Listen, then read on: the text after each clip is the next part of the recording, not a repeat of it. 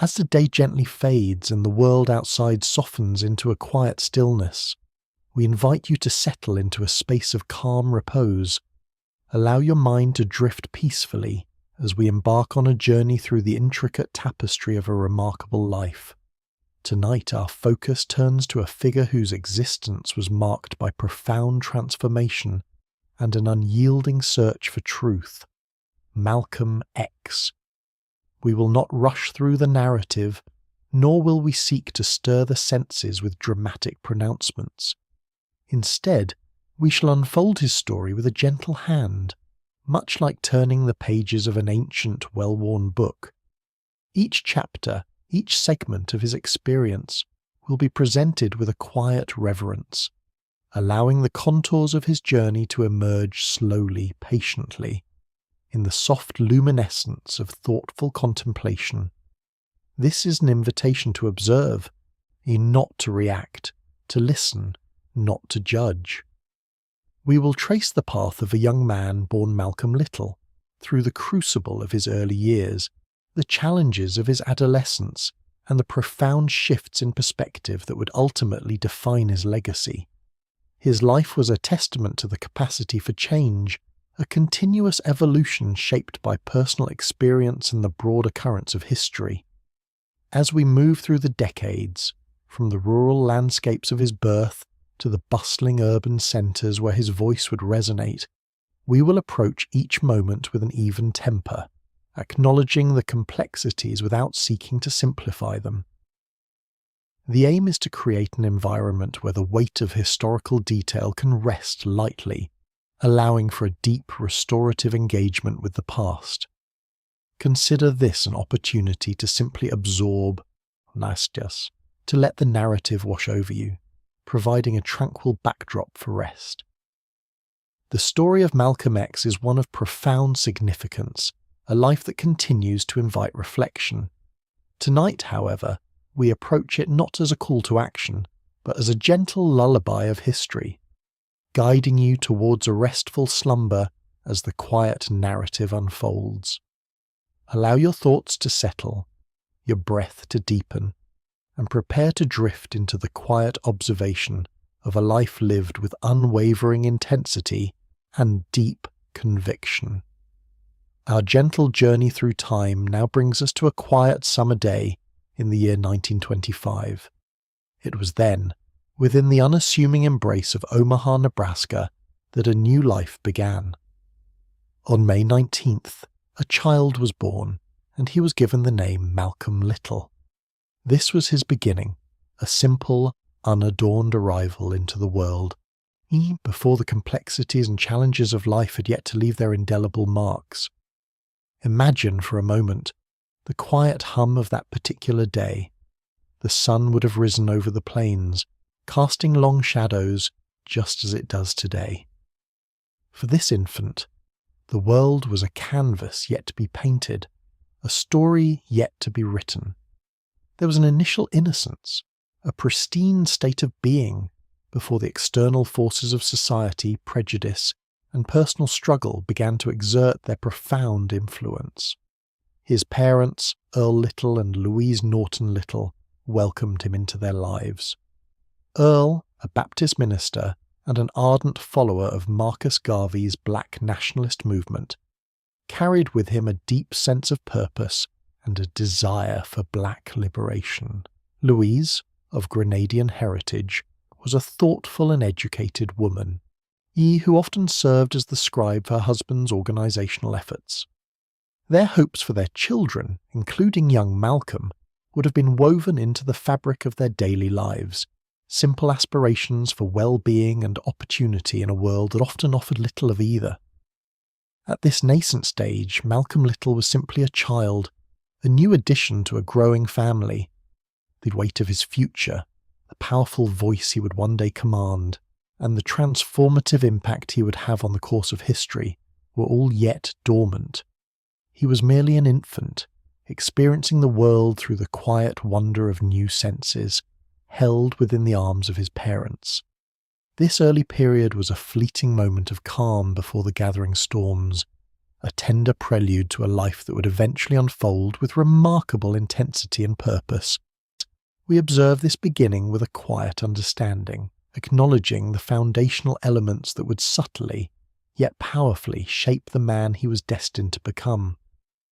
Earl Little, the father of young Malcolm, was a figure of quiet yet profound conviction. His life was deeply intertwined with the aspirations of his community, particularly through his role as a Baptist lay preacher. This was not merely a title, but a calling that shaped his worldview and his daily interactions. He spoke with a gentle authority, his sermons often carrying themes of spiritual resilience and communal strength. Beyond his religious duties, Earl Little was an ardent supporter of the Universal Negro Improvement Association, or UNIA, founded by Marcus Garvey. The UNIA's message resonated deeply within him, a call for black self-reliance, economic independence, and the inherent dignity of black people. These were not abstract political ideals for Earl Little. They were fundamental truths that guided his every action and conversation. He believed fervently in the importance of black individuals establishing their own businesses, creating their own institutions, and fostering a collective pride that transcended the systemic limitations imposed upon them. This commitment to self-reliance and dignity was not something he kept separate from his family life.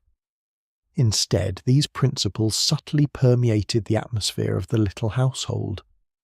While young Malcolm might not have fully grasped the complexities of Garveyism in his earliest years, he would have absorbed the essence of his father's beliefs through observation.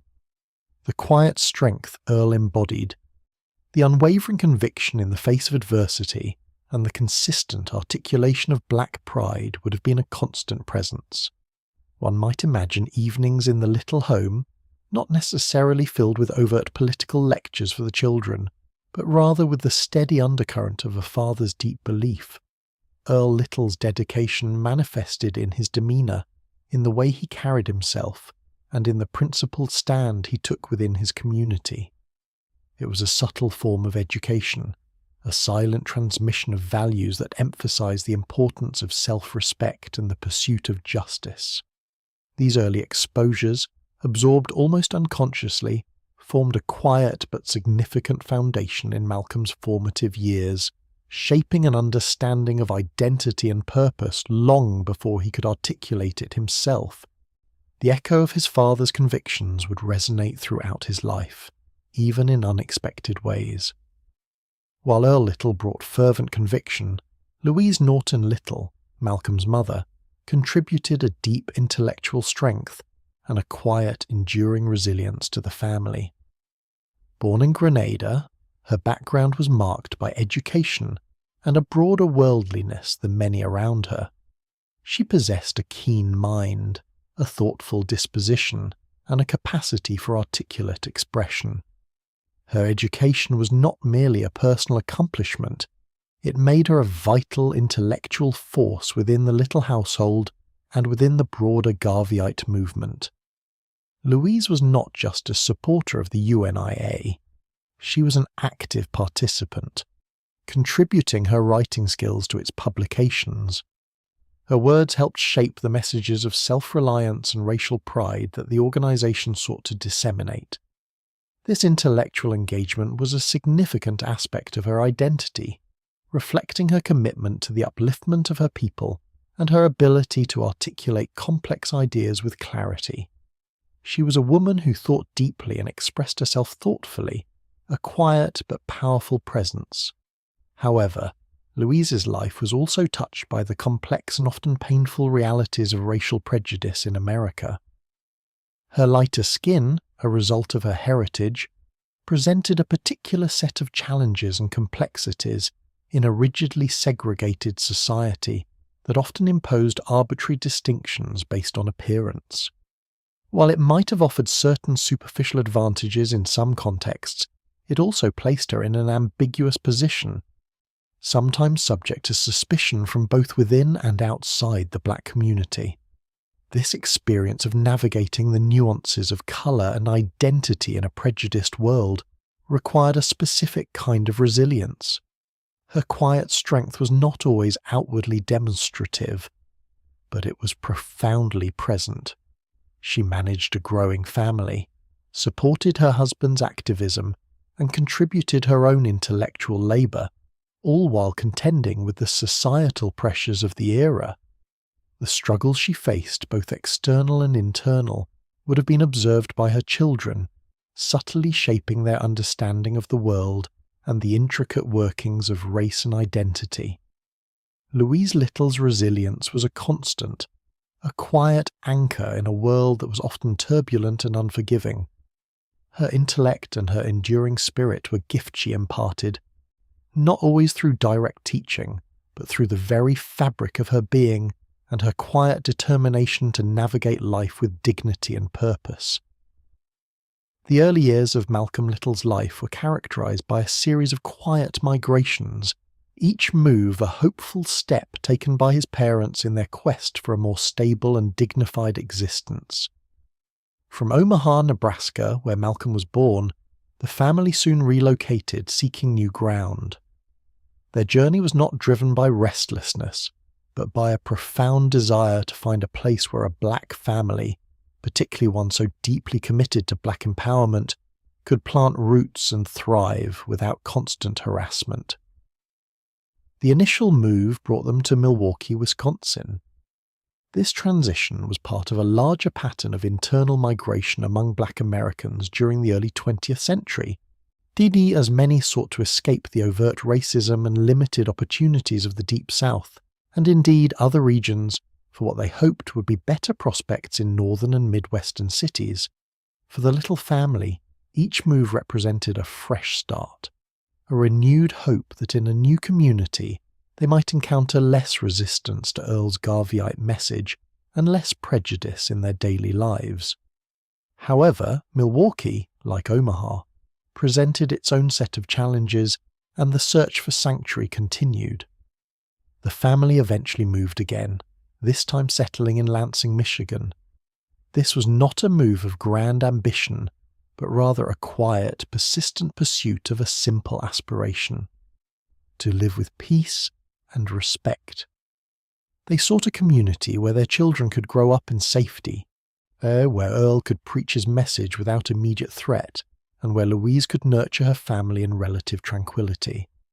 These migrations were undertaken with the simple hopes that drive many families: the desire for a home, for security, and for the opportunity to build a life free from undue oppression.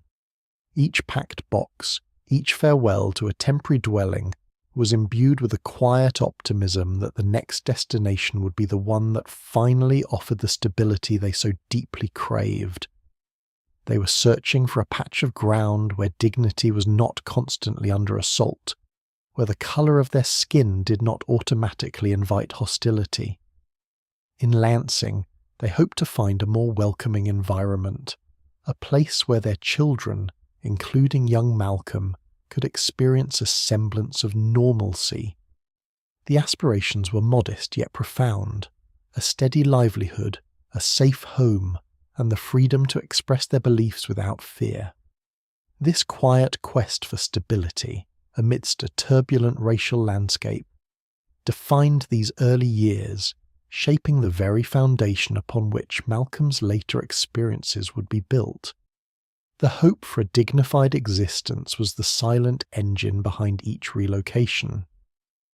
Even amidst the quiet hopes of new beginnings in Lansing, a more ominous undercurrent began to make its presence felt in the Little family's lives. It was not always overt violence, but rather the subtle, chilling whispers of threat, borne by the presence of white supremacist groups. In those years, the Ku Klux Klan was a known entity, its shadow extending even into northern states. And a particularly virulent local offshoot known as the Black Legion also emerged. These groups did not always announce themselves with grand, dramatic gestures in the Little family's immediate vicinity, but their existence created an atmosphere of pervasive, quiet fear.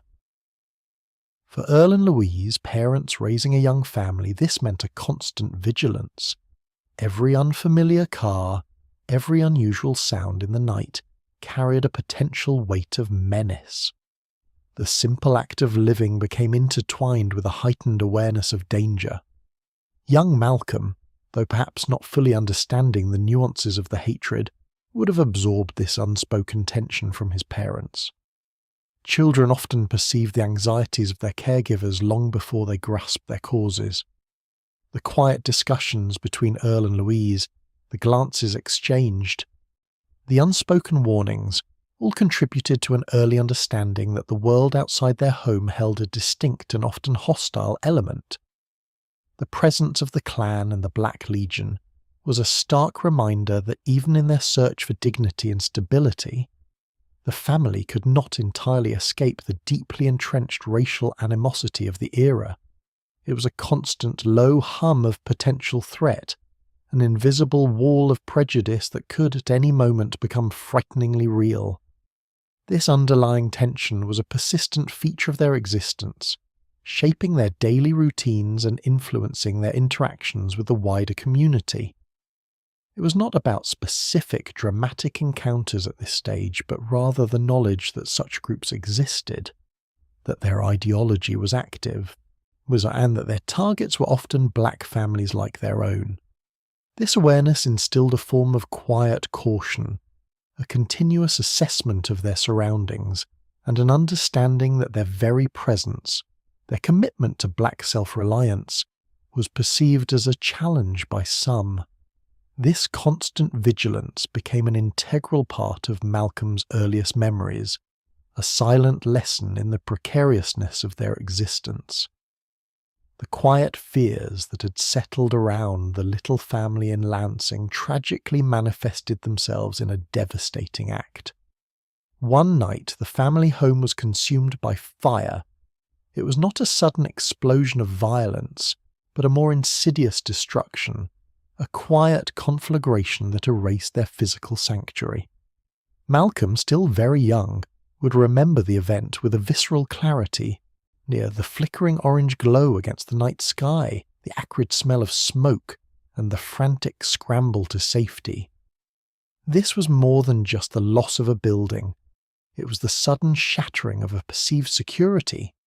The home, which had been a haven from the external world's prejudices, was now gone, reduced to ashes and charred remnants.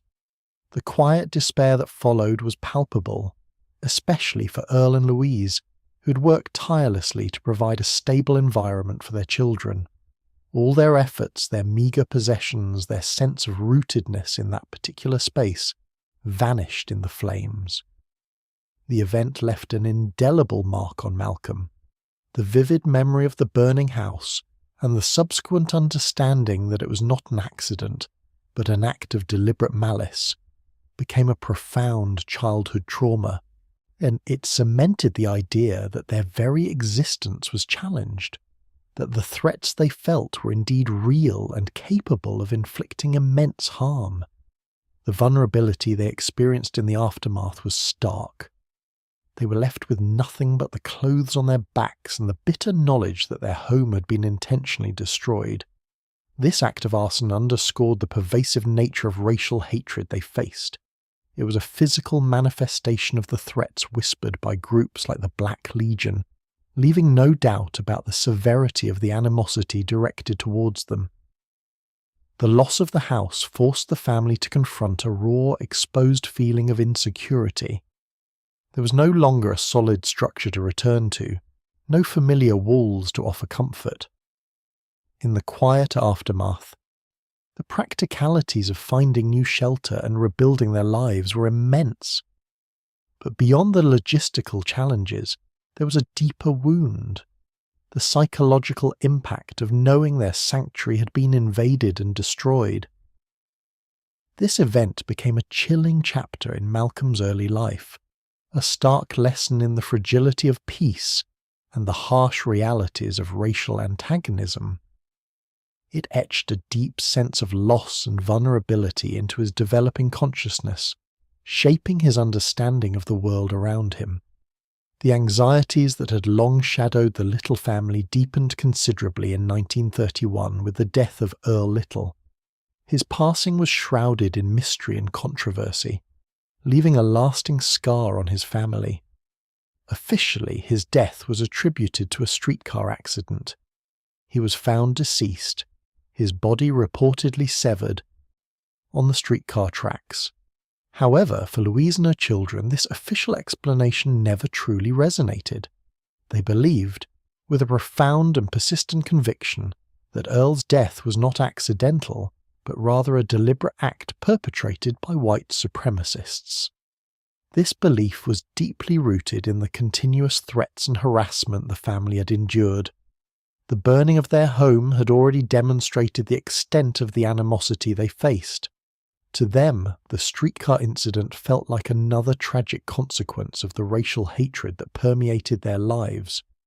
The profound sense of loss that settled upon the family was compounded by an equally profound sense of injustice. To lose a father was devastating enough, but to believe he had been murdered and that his death was then dismissed as an accident added a layer of quiet torment. Earl Little's absence created a significant void. He had been a strong vocal presence, a Baptist minister, and an ardent follower of Marcus Garvey, instilling in his children principles of black self-reliance and pride. His impassioned sermons and his unwavering commitment to his beliefs had been a foundational element of their family life. With his sudden removal, the family lost not only a father and a husband, but also a guiding force, a protective figure who had actively challenged the racial injustices of their time. The quiet despair that followed was heavy. Louise was left to navigate the immense challenges of raising 8 children alone in an environment that remained hostile and unforgiving. For young Malcolm, the memory of his father and the circumstances surrounding his death would forever be etched into his consciousness. It became a powerful, formative experience, solidifying his early understanding of the brutal realities of racial violence and the systemic denial of justice. The void left by Earl's absence was not merely physical. It was an emotional and ideological chasm that deeply affected the trajectory of the entire family. His death marked a turning point, signalling the beginning of an even more arduous period for the Little children. Following the profound loss of Earl, a quiet but deeply troubling transformation began to unfold within Louise Little. The weight of her circumstances, intensified by the constant struggle against poverty and the relentless scrutiny of social welfare agencies, slowly began to erode her once formidable strength. She had been a woman of keen intellect and remarkable resilience, a vibrant participant in the Garveyite movement, and a steadfast mother. Yet, the cumulative pressures proved to be an overwhelming burden. Her emotional and mental decline was gradual, almost imperceptible at first, but steadily progressed. The vibrant spirit that had once defined her began to dim. The constant need to provide for her 8 children, coupled with the lingering trauma of her husband's death and the pervasive racial prejudice they faced, took an unbearable toll. Each day brought new challenges, from securing food and shelter to fending off the intrusive inquiries of social workers who often seemed more intent on judgment than assistance. Young Malcolm, observant even in his youth, witnessed this slow erosion of his mother's well-being, or he saw the quiet suffering in her eyes, the moments of distant contemplation, and the increasing difficulty she experienced in managing the immense responsibility thrust upon her. The once clear light in her gaze became clouded, her movements less purposeful, her spirit more withdrawn. It was a painful process to observe, a testament to the destructive power of sustained hardship and grief. The pressures from social welfare agencies were particularly insidious. They often perceived Louise's struggles not as a consequence of systemic injustice and personal tragedy, but as a failing on her part.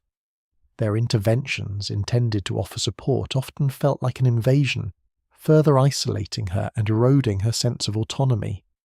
The threat of her children being removed loomed large. adding another layer of intense stress to her already fragile state. This combination of relentless poverty, unresolved grief, and external pressures created an environment from which escape seemed impossible. The path towards institutionalization, though slow and agonizing, became increasingly inevitable. Louise's decline was a poignant example of how societal neglect and racial prejudice could crush even the most resilient individuals. Her strength, once a beacon for her children, slowly gave way, leaving them to grapple with the growing realization that their mother too was succumbing to the harsh realities of their world. The memory of her quiet suffering would remain a powerful, somber influence on Malcolm's developing consciousness. With Louise's eventual institutionalization, the little family, the already fractured by loss and hardship, was irrevocably scattered. The children, once a cohesive unit, were dispersed into various foster homes and orphanages, a heartbreaking consequence of their family's unravelling.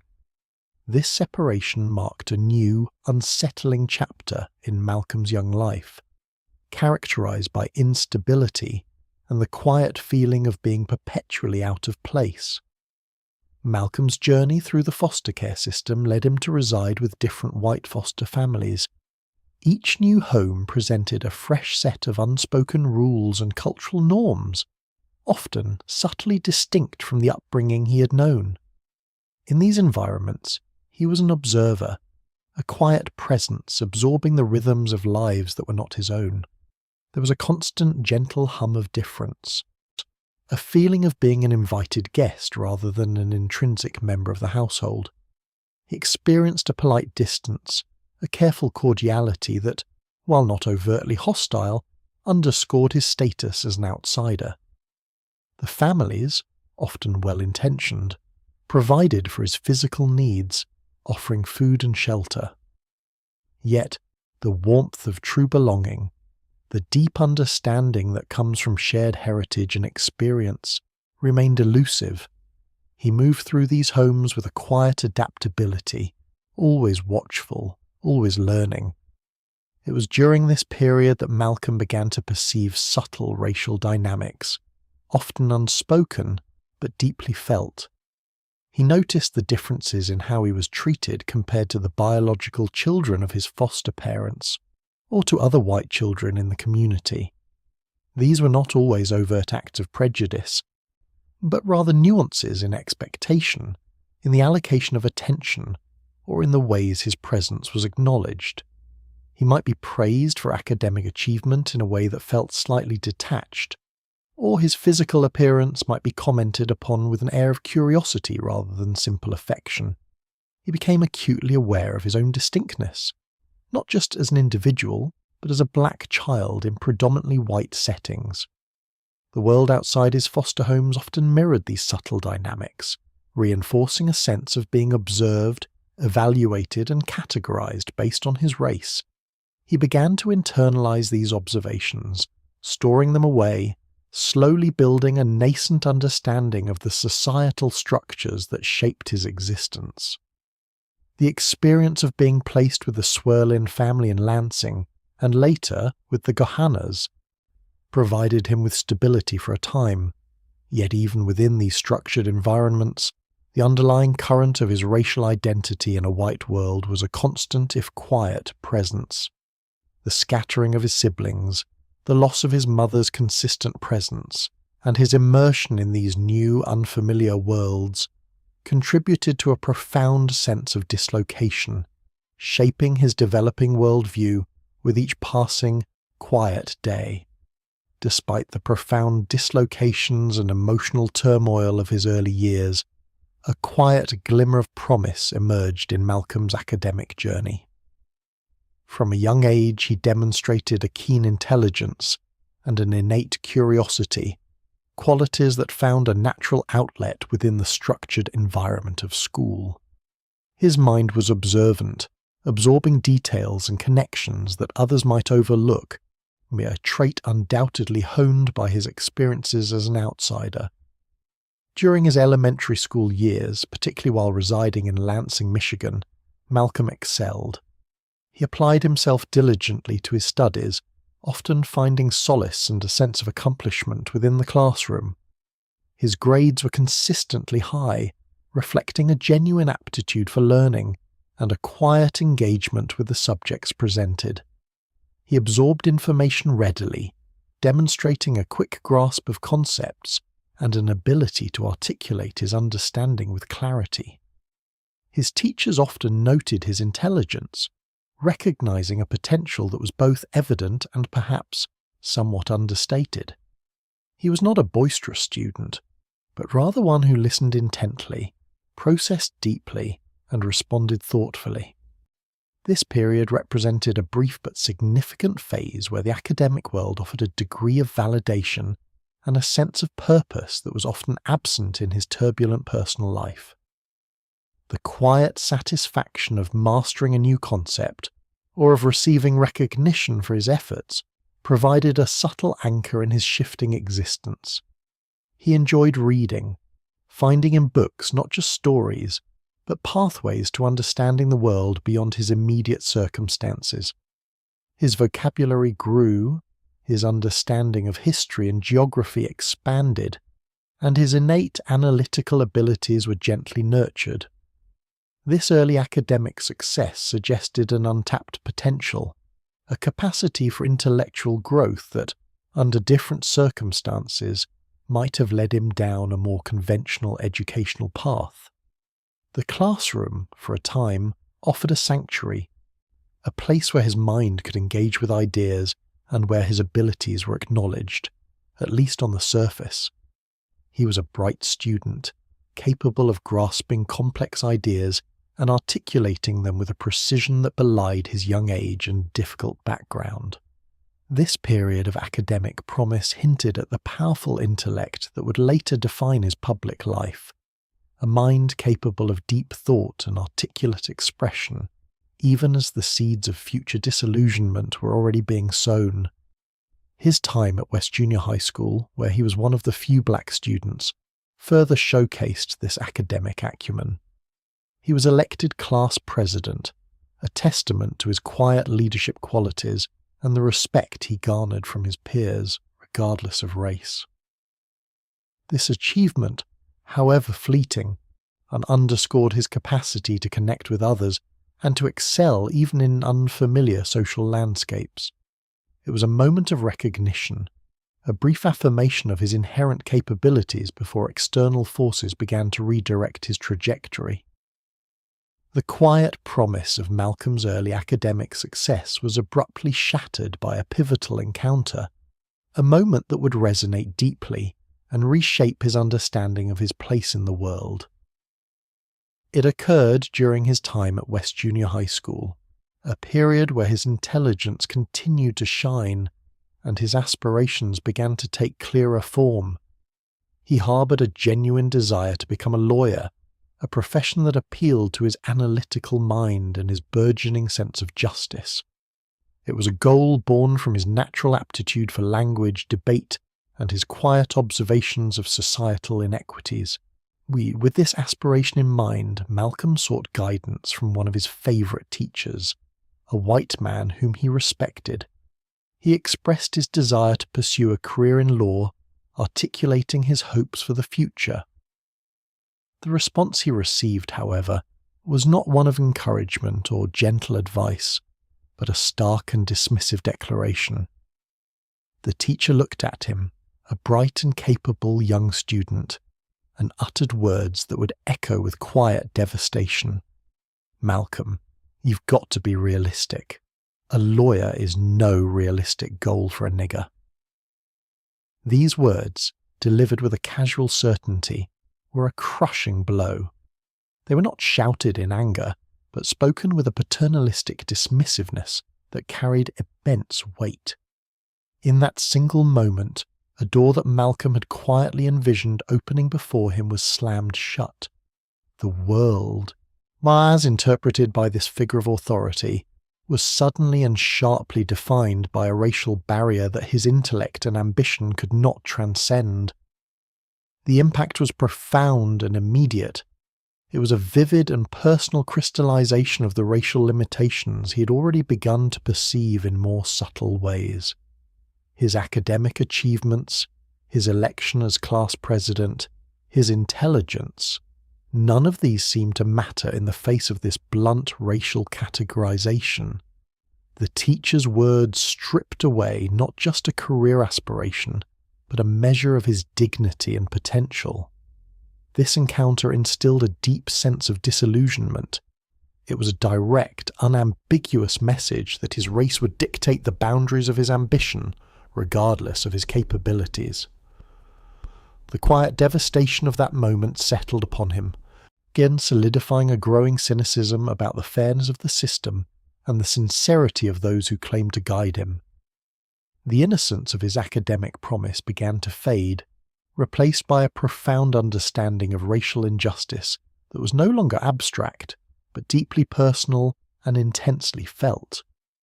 The counsellor's words, delivered with such disarming finality, left a profound and lasting mark on young Malcolm. They did not provoke an outburst of anger or a dramatic confrontation, but rather initiated a quiet, internal turning away. The vibrant spark of academic ambition that had burned so brightly within him began to dim, slowly extinguished by the cold reality of perceived racial barriers. His engagement with school, once a source of solace and validation, started to wane. The subjects that had once captivated his keen intellect now seemed less relevant, less worthy of his dedicated effort. If the path to a respected profession like law was unequivocally closed to him simply because of his race, then what was the true purpose of striving within the existing educational framework? This question, unspoken but deeply felt, began to guide his actions. Malcolm's attendance grew less consistent, and his once diligent approach to homework and classwork became sporadic. He was not rebelling loudly, but rather disengaging quietly, his mind preoccupied with the implications of that singular, crushing conversation. The classroom, which had once represented a realm of possibility, now felt like a system designed to funnel him into a predetermined lesser role. This withdrawal was a direct response to a perceived futility. Why invest his energy and intellect into a system that had so clearly communicated its limitations for someone like him? The conventional paths, once appearing as avenues for advancement, now seemed like illusions. He began to feel a deep cynicism towards the very institutions that were supposed to foster growth and opportunity. His focus shifted from academic achievement to other aspects of life. He still possessed his sharp mind and observant nature, but these energies were increasingly redirected away from the structured environment of school. It was not a sudden, dramatic departure, but a gradual drifting away, a quiet retreat from a world that had shown its restrictive face.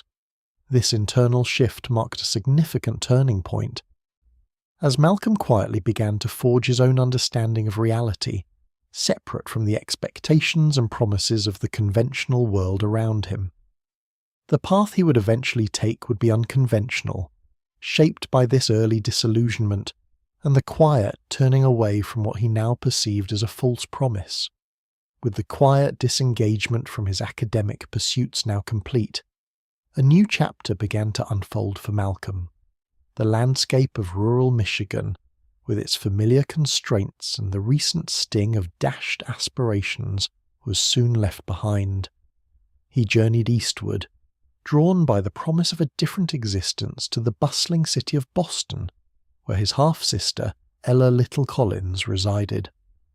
The arrival in Boston was a sensory awakening. The city itself presented a stark contrast to the quieter, those more isolated environments Malcolm had known. The sheer scale of the buildings, the ceaseless movement of people, and the pervasive hum of urban life were all new and compelling. There was an undeniable energy in the air, a sense of constant motion and possibility that seemed to vibrate through the streets. Ella's home in Roxbury, a vibrant black neighborhood within Boston, became his new dwelling.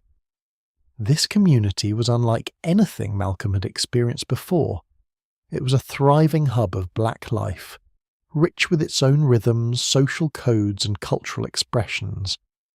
The sight of so many black faces, confidently navigating their lives, pursuing their ambitions, and establishing their own institutions was both novel and profoundly impactful. He observed the styles of dress, the mannerisms, the particular cadence of speech, all contributing to a distinct sense of identity and collective strength. This environment offered a quiet sense of liberation.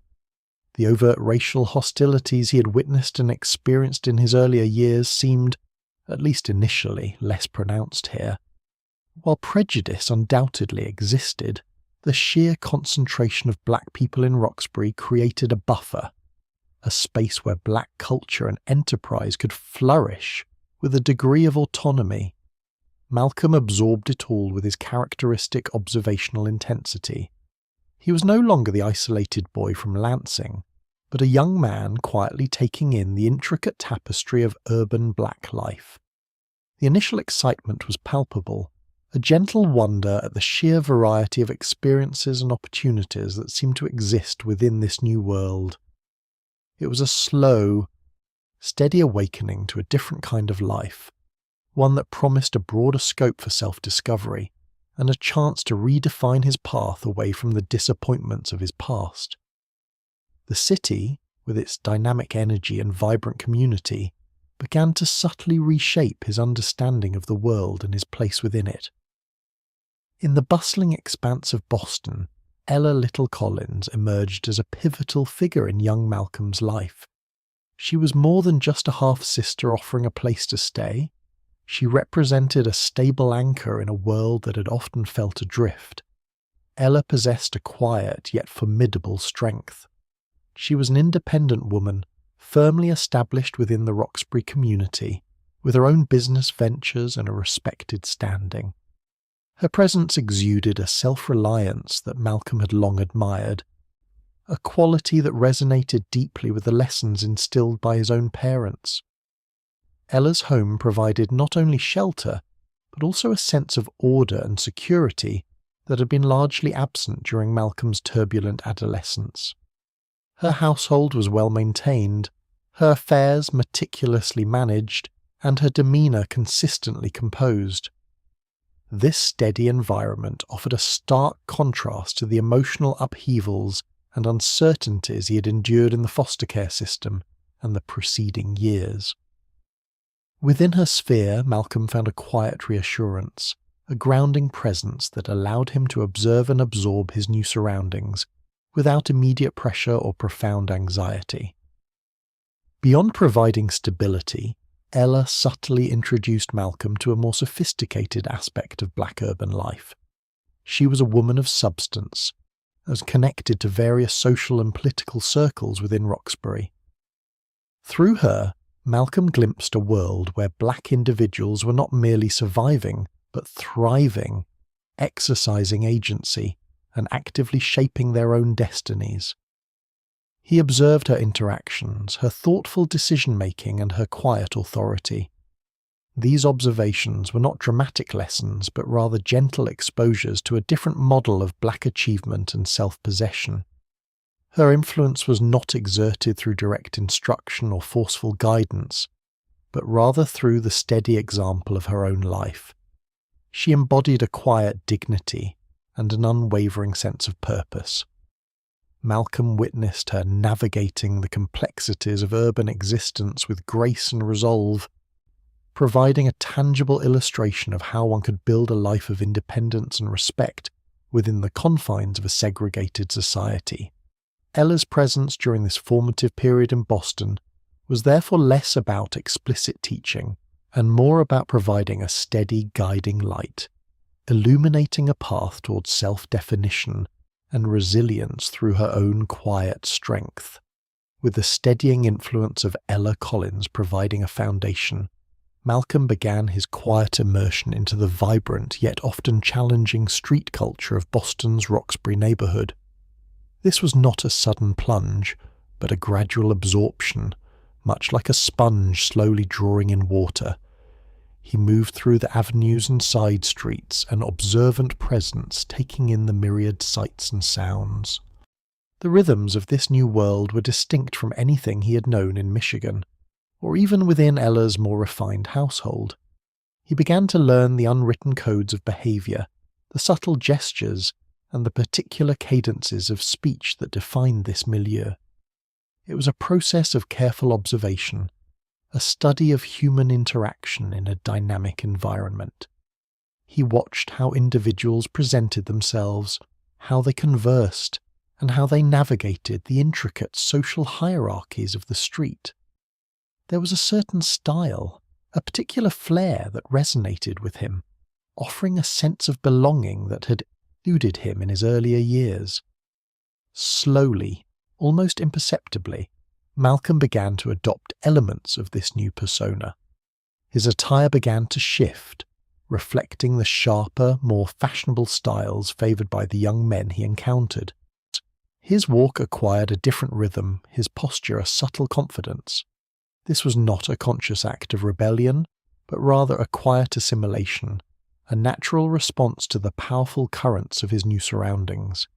He was shedding the remnants of his rural past and embracing the urban identity that Roxbury offered. This period was marked by a quiet curiosity, a desire to understand and integrate. He was not yet a participant in the deeper criminal elements, but rather an apprentice in the broader street culture. He spent his time in pool halls, barbershops, and on street corners, listening and learning. Each encounter, each overheard conversation, contributed to his growing understanding of this world. He was absorbing its lessons, internalizing its values, and slowly, deliberately, shaping himself into a new individual, alias one moulded by the intricate forces of the Roxbury streets. Malcolm's initial forays into the economic landscape of Boston were marked by legitimate, if modest, employment. He found work shining shoes, a common entry point for young men seeking to earn their own way. This was a physically demanding occupation, requiring long hours and a keen eye for detail. Each shoe shined, each small coin earned, represented a tangible contribution to his own independence. He worked in various locations, including the bustling streets around the Roseland State Ballroom, a significant hub of activity in Roxbury. Yet, as time progressed, a subtle shift began to occur. The opportunities for advancement within these conventional roles appeared limited, and the financial rewards often felt insufficient to keep pace with the aspirations that Roxbury's vibrant energy seemed to ignite. It was not a sudden rejection of honest labour, but rather a gradual drift, an almost imperceptible leaning towards other avenues that promised quicker, more substantial gains. The street, which had initially offered a sense of belonging, now presented alternative pathways to economic survival and status. This transition was characterized by a quiet exploration of what might be termed hustles. These were not necessarily violent or overtly criminal acts at first, but rather opportunistic ventures existing on the fringes of legality. They might involve small-time gambling or the facilitation of minor transactions, activities that carried an inherent risk but also the potential for greater immediate returns than a day spent shining shoes. The lines between what was permissible and what was illicit began to blur, not in a dramatic flash, but in a series of small, incremental adjustments to his moral compass. He observed how others operated, how they navigated these ambiguous spaces. There was a certain ingenuity required, a quickness of mind that appealed to his intellect. The satisfaction of a successful hustle offered a different kind of reward than steady, honest work. It was a testament to his resourcefulness and his ability to adapt. This was a response to a perceived lack of legitimate opportunity, a quiet recognition that the traditional paths seemed to offer little upward mobility for a young black man in his position. Thus, Malcolm's path began to diverge. moving slowly, steadily, away from conventional employment and into the complex, often shadowy economy of the street. In the early 1940s, a new horizon beckoned, drawing Malcolm from the familiar streets of Boston to the unparalleled magnetism of Harlem, New York. This was a place spoken of in hushed tones, a legendary destination for black people across America, a true mecca of black culture. The move was not merely a change of address, but an entry into a world of heightened intensity and expanded possibilities. From the moment he arrived, Harlem presented an overwhelming sensory experience. The very air vibrated with a distinct rhythm, a constant hum of life. The streets teemed with people, a diverse tapestry of faces from every corner of the African diaspora, each contributing to the neighborhood's unique energy. Music spilled from open doorways, the aroma of diverse cuisines mingled in the air, and conversations in countless dialects drifted on the breeze. It was a place where ambition seemed to thrive, where dreams were pursued with a fierce determination, yet it also held within its bustling embrace the quiet shadows of despair and struggle.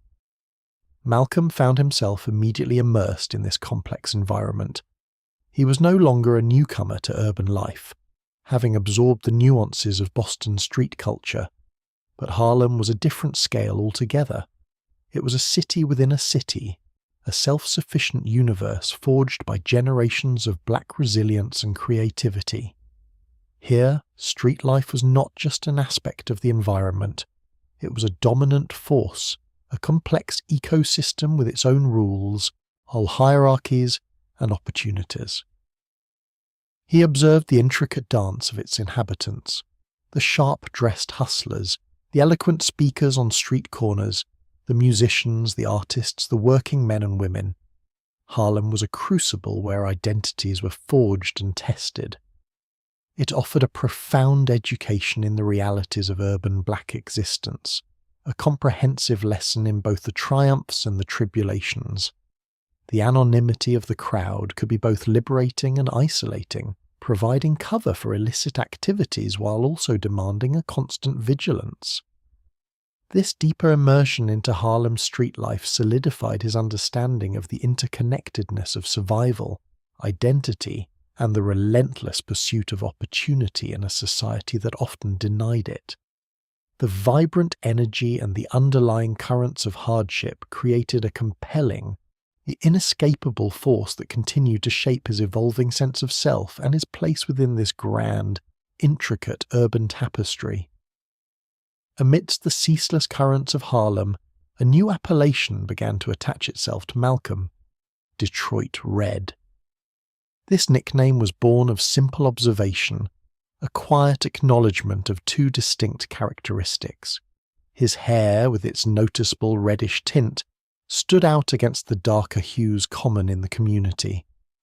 Coupled with this, his origins in Michigan, particularly his time spent in Lansing, connected him to the industrial heartland of Detroit in the popular imagination. The name was pragmatic, descriptive, and, in the language of the streets, instantly recognizable. The adoption of Detroit Red marked a subtle yet significant psychological shift. It was more than a mere label. It represented a quiet shedding of his earlier identities, a deliberate distancing from the vulnerabilities of Malcolm Little, the boy who had known hardship and loss. The name carried an implicit toughness, a suggestion of resilience forged in a different kind of urban environment. It was a moniker that suggested he was not easily swayed, not easily intimidated. This new identity was carefully constructed piece by piece to suit the demanding realities of Harlem street life. The persona of Detroit Red was a shield, a necessary adaptation for navigating a world where perceived weakness could be exploited. It implied a certain worldliness, a street-smart savvy that was essential for survival and success within the illicit economies he was increasingly drawn to. The softness of his past, the innocence of his youth, gradually receded, replaced by a hardened exterior. The transformation was not superficial. It permeated his demeanour, his gait, the way he spoke, and the way he carried himself.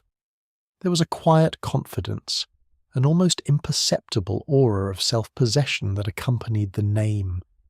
He became less the impressionable youth and more the seasoned operator, someone who understood the intricate dance of alliances and rivalries, the unwritten codes of conduct that governed his new world.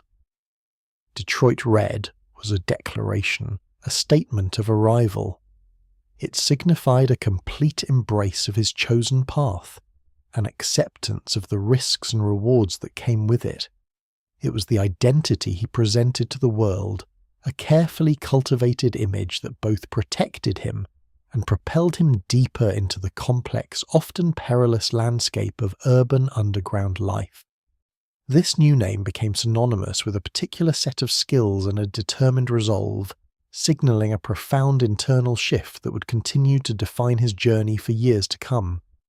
The transition into the various illicit economies of Harlem was a gradual immersion, a series of calculated steps rather than a sudden plunge. Malcolm, now known as Detroit Red, applied himself to the intricate mechanics of street hustles with a quiet intensity, observing, learning, and adapting. These activities, while illegal, demanded a particular kind of diligence and a keen understanding of human nature. Numbers running was one such endeavour. It involved collecting bets on daily lottery numbers, a widespread informal gambling system that permeated black communities. The work required careful record-keeping, a network of trusting clients, and precise calculations. Each day, slips of paper bearing chosen numbers and small wagers were collected, then tallied, and later, winnings distributed. It was a silent, almost invisible operation, yet it generated significant sums and required consistent, reliable effort. Beyond numbers, his involvement extended to the distribution of illicit substances. The drug trade in Harlem during this period was a complex web, and Malcolm found himself within its threads. This required discretion, a steady hand, and an understanding of supply and demand.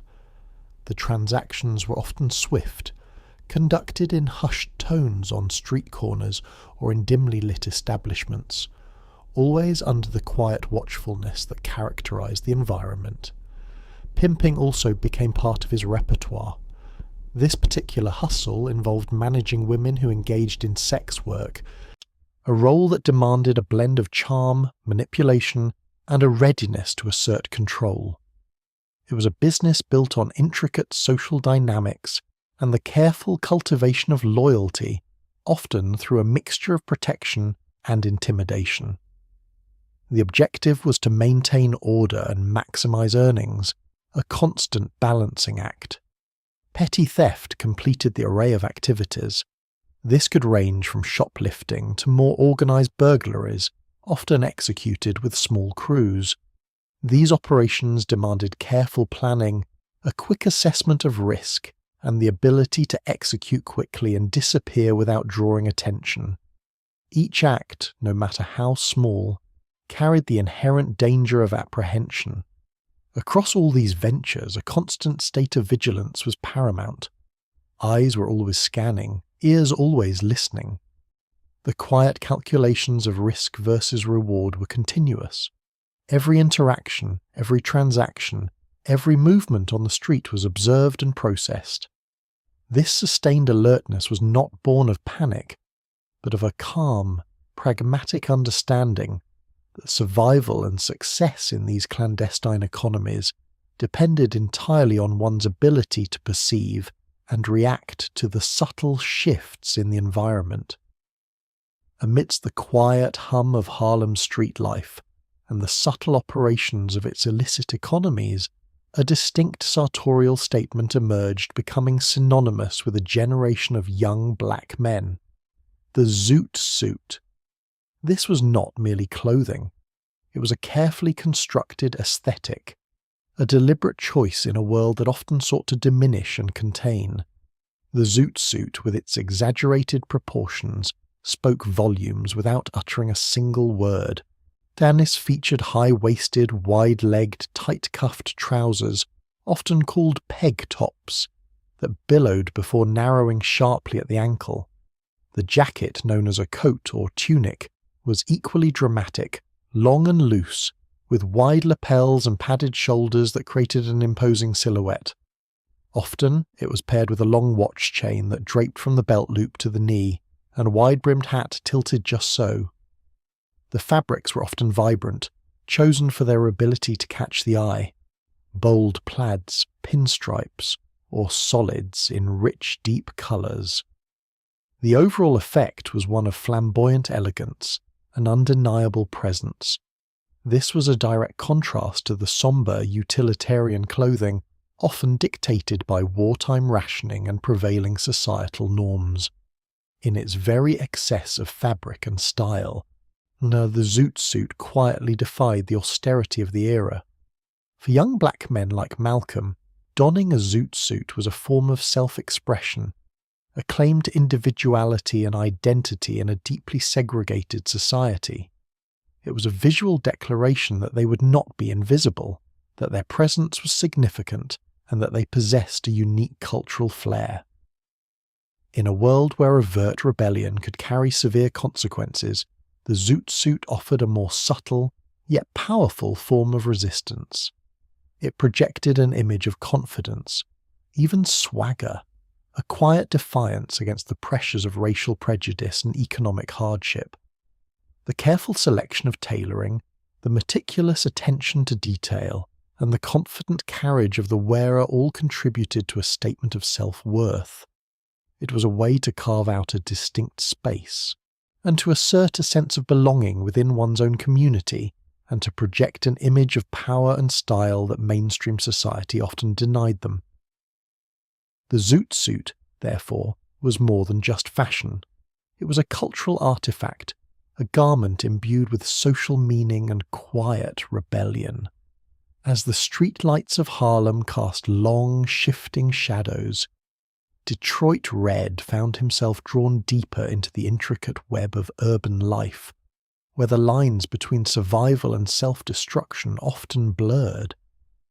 Amidst the relentless demands of his various hustles, a quiet descent began, a gradual entanglement with the very substances he sometimes dealt. This was the darker side of his carefully constructed world, a personal struggle that added another layer of complexity to his burgeoning street persona. The use of drugs, particularly cocaine, became an increasingly present element in his life during this period. It began subtly, perhaps as a means to maintain the relentless pace required by his chosen path, or to dull the sharp edges of constant vigilance and underlying anxieties. In the high-stakes environment of Harlem's illicit economies, where sleep was a luxury and trust a rarity, such substances could offer a fleeting sense of boundless energy or a temporary reprieve from the gnawing pressures. This was not a dramatic fall, but rather a quiet, insidious process. Each choice, each indulgence, further cemented his place within the shadows. The initial allure of stimulant-induced confidence or temporary escape gradually gave way to a deeper reliance, transforming what might have started as a coping mechanism into a quiet burden. The internal toll of this engagement with drugs was profound, though often masked by the outward bravado of Detroit Red. The constant pursuit of illicit gains, the need to outwit rivals, and the ever-present threat of law enforcement created a high-stress existence. In this environment, the numbing or energizing effects of drugs could seem like a necessary tool for endurance. Yet with each instance, the individual behind the persona became more deeply entwined. The boundaries between the real Malcolm Little and the hardened Detroit Red growing increasingly indistinct. This period marked an escalation, not only in his involvement with the criminal underworld, but also in his personal vulnerability. The drug use became another thread in the intricate tapestry of his street life, a quiet companion to his hustles you're further cementing his immersion in a world that offered both fleeting power and profound entrapment. It quietly chipped away at his inner resolve, even as his outward demeanour remained unyielding. The experience of navigating addiction within the already perilous landscape of Harlem's illicit activities deepened his understanding of human frailty and the cyclical nature of desperation, shaping his future perspectives in ways he could not yet foresee. The lure of greater financial reward, coupled with a growing sense of audacious defiance, eventually drew Malcolm away from the familiar streets of Harlem and back towards Boston. Here he became involved in a burglary ring, a calculated shift from the street-level hustles to a more organised yet equally perilous form of illicit activity. This new venture presented a different kind of challenge, demanding meticulous planning and a cool, steady hand. The targets of these burglaries were often the affluent homes of wealthy white families in the suburbs surrounding Boston. There was a quiet, unspoken logic to this choice, perhaps a subtle sense of rebalancing perceived societal injustices, a taking from those who appeared to possess everything. These were not impulsive acts, but rather carefully orchestrated operations. The ring would conduct surveillance, observing routines, noting entry points, and assessing potential risks with a methodical approach. Malcolm's role within this group was significant. His intelligence and quick thinking, honed by years of navigating the complex social codes of the street, proved invaluable. He approached each job with a detached professionalism, understanding the mechanics of locks, the value of various items, and the importance of swift, silent execution. The planning sessions were hushed, detailed affairs, where routes were mapped, timing was precise, and escape strategies were rehearsed in the mind. There was a distinct thrill in these calculated risks, a surge of adrenaline that accompanied the quiet penetration of private spaces and the swift acquisition of valuables. It was a dangerous game, one that offered substantial financial gain but also carried the constant threat of capture and severe punishment.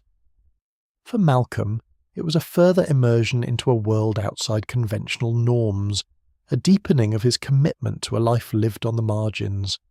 The defiance inherent in these actions was subtle but palpable. It was not overtly political, but rather a personal rebellion against the economic disparities and racial barriers he'd experienced throughout his life. By targeting the symbols of white affluence, he participated in a quiet, illicit redistribution, fueled by a complex mix of need, ambition, and a lingering resentment. This period further solidified his identity as an outsider, a shrewd operator willing to challenge societal structures through unconventional means, all while maintaining a calm, focused demeanour amidst the escalating danger. The path Malcolm had chosen, with its calculated risks and defiant actions, ultimately led to an inevitable convergence with the law. In January of 1946, the consequences of his illicit endeavours quietly arrived.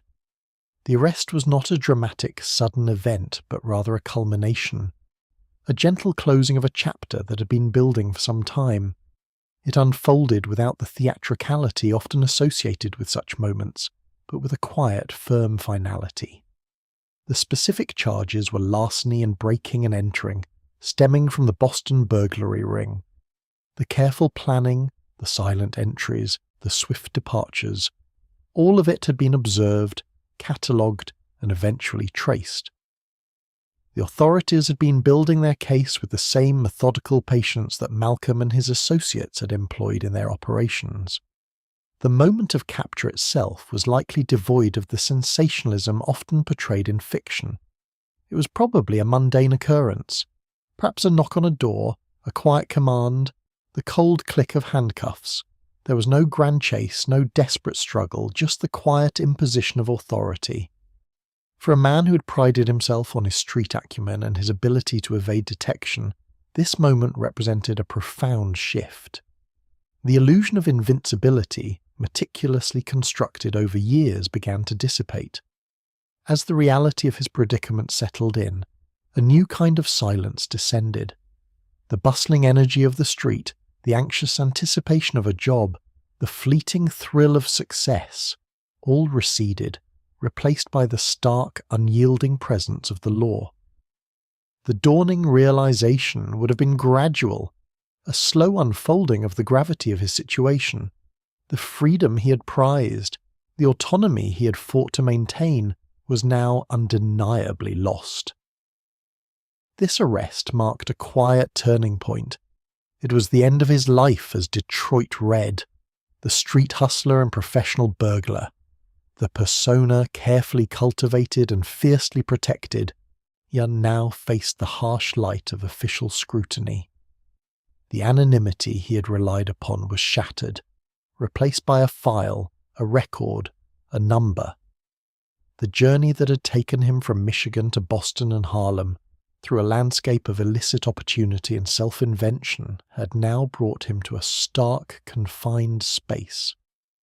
The external world, once a playground for his ambition and cunning, now presented itself as a formidable, inescapable wall.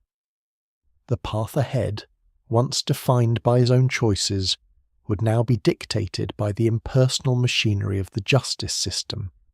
Upon his conviction, Malcolm Little was committed to Charlestown State Prison, a formidable institution whose stone walls had stood for many years, containing lives within its austere embrace. The transition from the bustling, unpredictable world of the streets to the regimented, unchanging environment of the prison was profound. The sounds that had once defined his existence, the murmur of crowds, the jazz from a distant club, the anxious whisper of a hurried transaction, were replaced by the rhythmic clang of gates, the echoing footsteps of guards, and the quiet hum of confinement. Inside Charlestown, the loss of freedom was not merely an abstract concept, it was a tangible, ever-present reality. Each door that closed, each lock that turned, underscored the absolute control exerted by the institution. The expansive horizons of the city, once open to his movements, were now reduced to the narrow confines of a cell, a yard, a dining hall. The air itself seemed heavier, imbued with the weight of countless lives lived within its boundaries.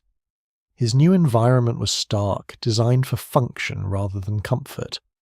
The cell, a small utilitarian space, became his primary world.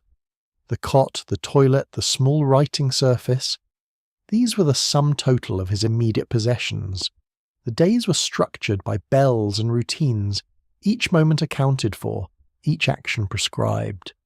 There was little room for spontaneity or personal will. This deliberate stripping away of individual agency was a core aspect of carceral life, intended to reshape and control. The initial period in prison would have been marked by a deep sense of isolation.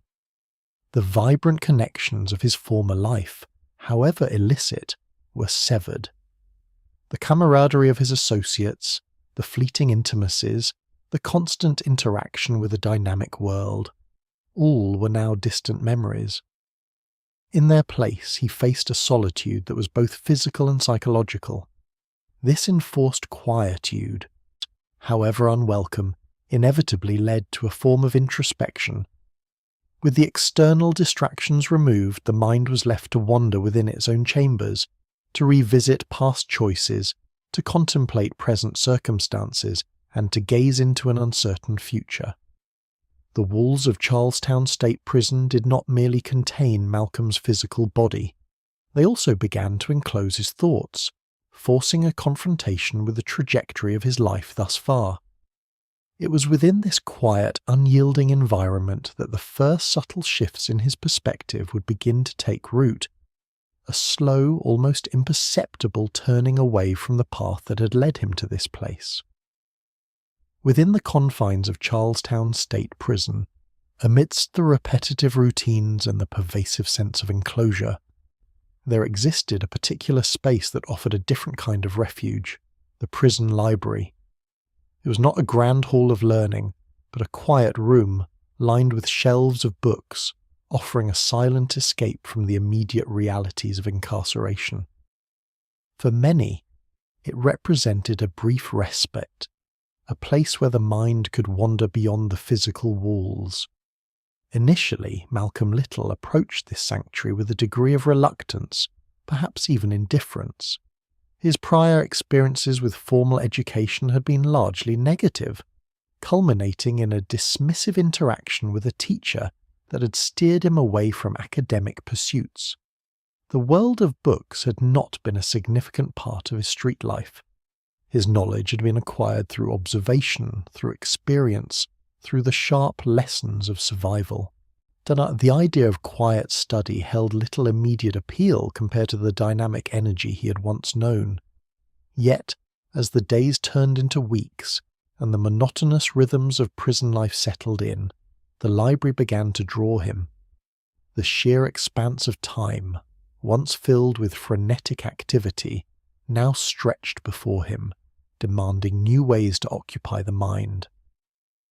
Perhaps it was the gentle persuasion of a fellow inmate, or simply the inescapable quietude that pushed him towards the written word. He began to visit at first out of curiosity, then with a growing sense of purpose. His initial forays into the library were tentative. He might have picked up a novel or a magazine, something to pass the hours without demanding too much engagement. But gradually a deeper fascination began to take hold. The act of reading offered not just distraction, but a sense of discovery. Each page turned was a step into a different world, a new idea, a perspective previously unconsidered. The quiet rustle of pages, the scent of old paper, the focused gaze of other inmates lost in their own literary journeys. These elements created an atmosphere conducive to contemplation. This quiet engagement with books marked the first flicker of an intellectual awakening, a gentle turning point in his journey. It was not a sudden, dramatic conversion, but a slow, almost imperceptible shift. The prison library, with its rows of silent companions, became more than just a room. It transformed into a sanctuary where the mind could begin to stretch, to question, and to absorb. In the stillness of that space, a seed of curiosity was planted, destined to grow into a profound quest for knowledge. Amidst the quiet introspection fostered by his incarceration and the nascent intellectual stirrings within the prison library, connections to the outside world remained vital. His siblings, particularly his half-sister Ella, were diligent in their visits, offering a tangible link to his past and a source of continued support. These visits provided a necessary tether, preventing complete isolation and reminding him of familial bonds that still endured. It was during these visits that his brother Reginald began to present ideas that were distinctly new and profoundly intriguing. Reginald, who had himself recently undergone a significant personal transformation, spoke with a quiet conviction, his demeanour reflecting a newfound sense of purpose and understanding. His words were not delivered with urgency, but with a calm assurance that invited contemplation rather than immediate acceptance. Reginald introduced Malcolm to the teachings of the Nation of Islam, an organisation about which Malcolm knew very little. The concepts presented were unfamiliar, challenging many of the assumptions and understandings Malcolm had accumulated throughout his life on the streets. Reginald spoke of a distinct history, of racial pride, and of a spiritual path that offered dignity and self-respect to black people. He described a belief system that provided explanations for the injustices Malcolm had witnessed and experienced, offering a framework for understanding the world that diverged sharply from conventional narratives. These conversations with Reginald were not forceful evangelism, but rather a gentle planting of seeds. Reginald's manner was composed, his arguments presented with a quiet logic that resonated in the reflective atmosphere of the visiting room. He didn't preach so much as he shared, explaining the tenets of the Nation of Islam in a way that began to dismantle Malcolm's preconceived notions. The idea of a divine purpose for black people, of a communal strength derived from shared identity and faith, began to penetrate the hardened exterior Malcolm had cultivated. The unfamiliarity of these concepts, rather than repelling him, seemed to draw Malcolm in. The intellectual curiosity that had been gently awakened by his reading in the prison library now found a new, compelling subject.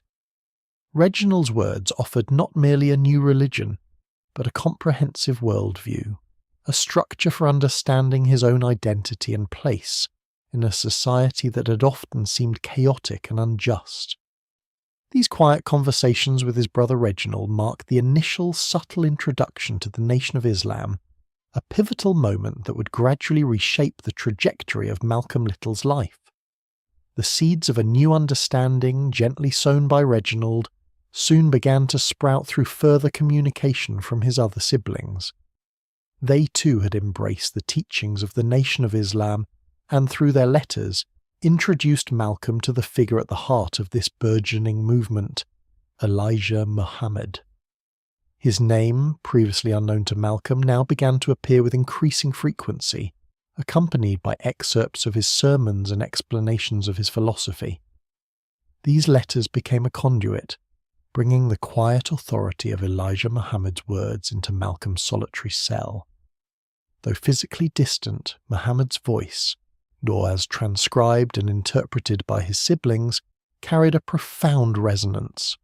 It was not a voice of anger or aggression, but one of calm conviction, articulating a vision for black people that was both empowering and profoundly challenging.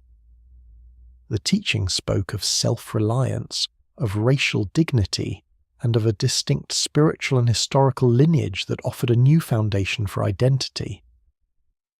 Elijah Muhammad, through these written communications, began to fill a void that Malcolm perhaps had not consciously recognized. His words offered a structured explanation for the systemic injustices Malcolm had observed and personally endured. They provided a coherent narrative for the suffering of black Americans, attributing it to specific historical and spiritual forces, and simultaneously offered a path towards redemption and upliftment. And this intellectual framework was unlike anything Malcolm had encountered in his turbulent youth or his time on the streets. The initial impact of Muhammad's teachings on Malcolm was one of deep contemplation. The words were not simply read, they were absorbed and processed, slowly chipping away at the cynicism and disillusionment that had long defined his outlook. The quiet authority embedded in Muhammad's message, even when filtered through the interpretations of his siblings, conveyed a sense of unwavering truth. It spoke directly to a yearning for order and meaning that Malcolm was beginning to discover within himself. Each letter, each excerpt from Elijah Muhammad's sermons added another layer to this emerging understanding. The concepts of a divine plan, of a chosen people, and of a future free from oppression resonated deeply within the confines of his prison cell. These distant words, transmitted through the earnest efforts of his family, began to lay the groundwork for a complete reorientation of Malcolm's life, setting him on a path he could not yet fully foresee. The burgeoning intellectual curiosity within Malcolm, ignited by the Nation of Islam's teachings and his initial forays into reading, soon led him to a remarkable and self-imposed task. He recognized that to truly grasp the profound ideas he was encountering, to articulate his own burgeoning thoughts with clarity and precision, he needed to master the very tools of the language. His chosen method for this mastery was both simple and extraordinarily demanding. He decided to copy the dictionary by hand. This was not a fleeting impulse, but an act of quiet, sustained determination. With a pencil and a tablet of paper, Malcolm embarked on a meticulous journey through the lexicon. Each word, each definition, each nuance of meaning was carefully transcribed. He started with the A's, meticulously rendering every entry, then moved to the B's and so on, page after page, day after day. This was a slow, deliberate process, requiring immense patience and an unwavering focus. The physical effort involved was considerable. His hand would ache, his eyes would tire, but the internal drive propelled him forward. It was a self-imposed discipline, a rigorous intellectual exercise that transcended mere rote memorization. As he copied each word, he would also read its definition aloud, whispering it to himself in the quiet of his cell. This auditory reinforcement deepened his understanding, allowing the words to settle into his consciousness not just as symbols, but as concepts. Through this painstaking effort, Malcolm's vocabulary expanded dramatically. Words that had once been abstract or unfamiliar now became tangible tools, ready for use. He began to perceive the intricate architecture of language, the subtle distinctions between synonyms, the power inherent in precise expression. This mastery of words was not an end in itself, but a means to a greater end. The ability to engage with complex ideas, to formulate arguments, and to articulate the worldview that was steadily taking shape within him. The dictionary became more than a reference book. It transformed into a personal tutor, guiding him through the vast landscape of human knowledge. Each copied page represented a quiet triumph, a step closer to intellectual liberation. This solitary act of linguistic conquest in the confines of his cell was a profound testament to Malcolm's burgeoning intellect and his unwavering commitment to self-improvement, laying the essential groundwork for his future as a powerful orator and thinker. With his newly acquired vocabulary and a sharpened mind, Malcolm immersed himself in the Charlestown State Prison Library with an almost insatiable hunger. The world, previously constrained by the narrow experiences of his youth and the confines of his cell, began to unfold before him through the pages of countless books. His reading was voracious and eclectic, spanning across vast fields of knowledge. He delved deeply into history, meticulously tracing the narratives of ancient civilizations and the rise and fall of empires. He sought out texts on philosophy, grappling with the profound questions of existence, morality, and human purpose that thinkers had pondered for millennia. Religious texts from diverse traditions also captured his attention as he sought to understand the spiritual dimensions of human experience and the foundations of various belief systems. In the quiet hours of the prison library, surrounded by the hushed turning of pages, Malcolm absorbed this knowledge. It was not a superficial skimming, but a deep, contemplative process. Each paragraph, each chapter was taken in and carefully considered, often reread multiple times to ensure full comprehension. He allowed the ideas to permeate his consciousness, to challenge his preconceptions, and to reshape his understanding of the world. This quiet absorption of knowledge led to a profound broadening of his perspective. The linear narratives he had once accepted began to reveal their complexities and hidden biases. He started to see patterns, connections, and underlying forces that shape societies and human interactions. Critically, as he read, a dawning realization of systemic injustices began to crystallize within him. The historical oppression of black people, which the Nation of Islam had articulated, now found corroboration in the historical records he consumed.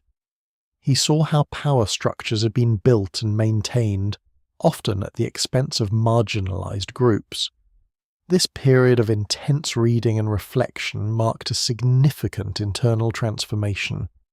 The street-smart hustler, Detroit Red, was steadily being replaced by a thoughtful, intellectually robust individual. His mind was being remade, fortified by knowledge and a burgeoning critical awareness. The books became windows to worlds beyond the prison walls, providing not only escape but also the intellectual framework through which he would eventually interpret and challenge the world upon his release. The quiet hum of the library became the soundtrack to his intellectual awakening, where the truths he sought slowly revealed themselves, page by solitary page. As Malcolm Little continued his intellectual and spiritual journey within the prison walls, deeply immersed in the teachings of the Nation of Islam, a significant shift in his personal identity began to emerge. The surname Little passed down through generations. He became increasingly problematic in his evolving understanding of history and self. The Nation of Islam taught that the surnames carried by Black Americans were not their true ancestral names, but rather the names imposed upon their enslaved ancestors by slave masters. These names, therefore, served as a perpetual reminder of a brutal past, a symbolic chain linking them to a period of forced dehumanization and the erasure of their original African heritage. To retain such a name was, in this new framework, to implicitly accept the legacy of slavery and to remain disconnected from a true, uncolonized identity.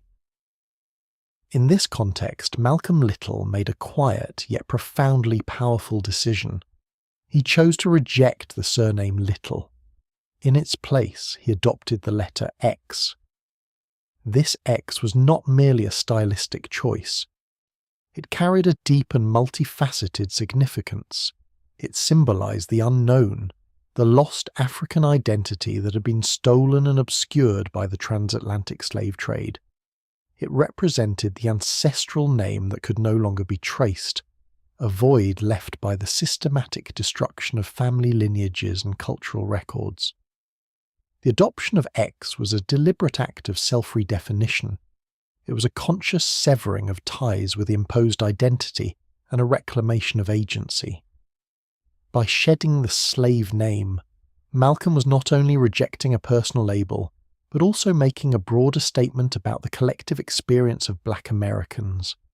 It was an assertion of dignity, a quiet declaration that he would no longer carry the symbolic weight of his oppressors.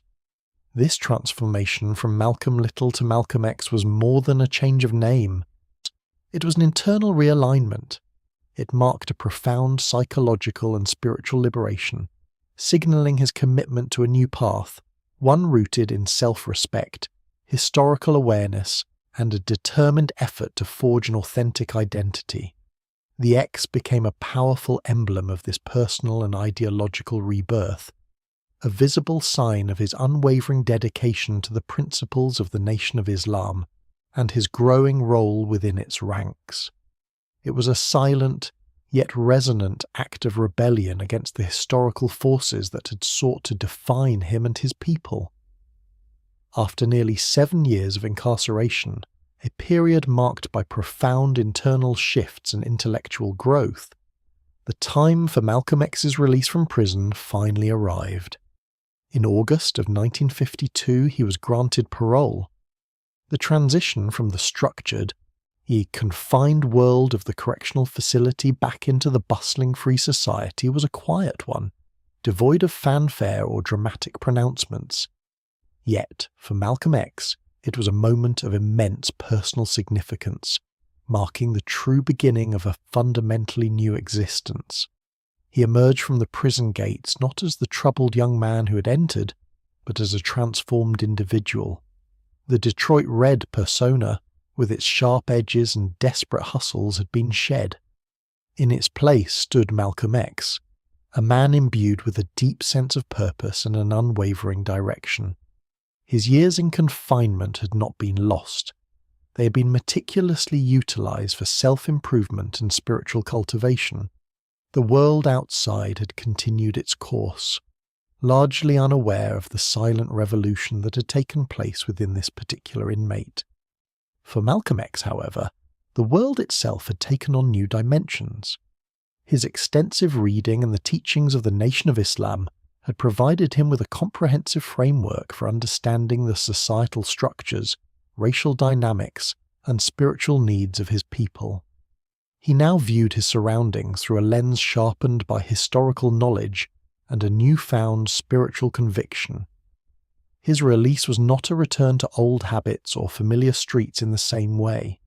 Instead, It was a quiet stepping onto a path that had been carefully charted during his time of reflection and study. There was no hesitation, no uncertainty about his next steps. His purpose was clear: to dedicate his life to the Nation of Islam and its mission.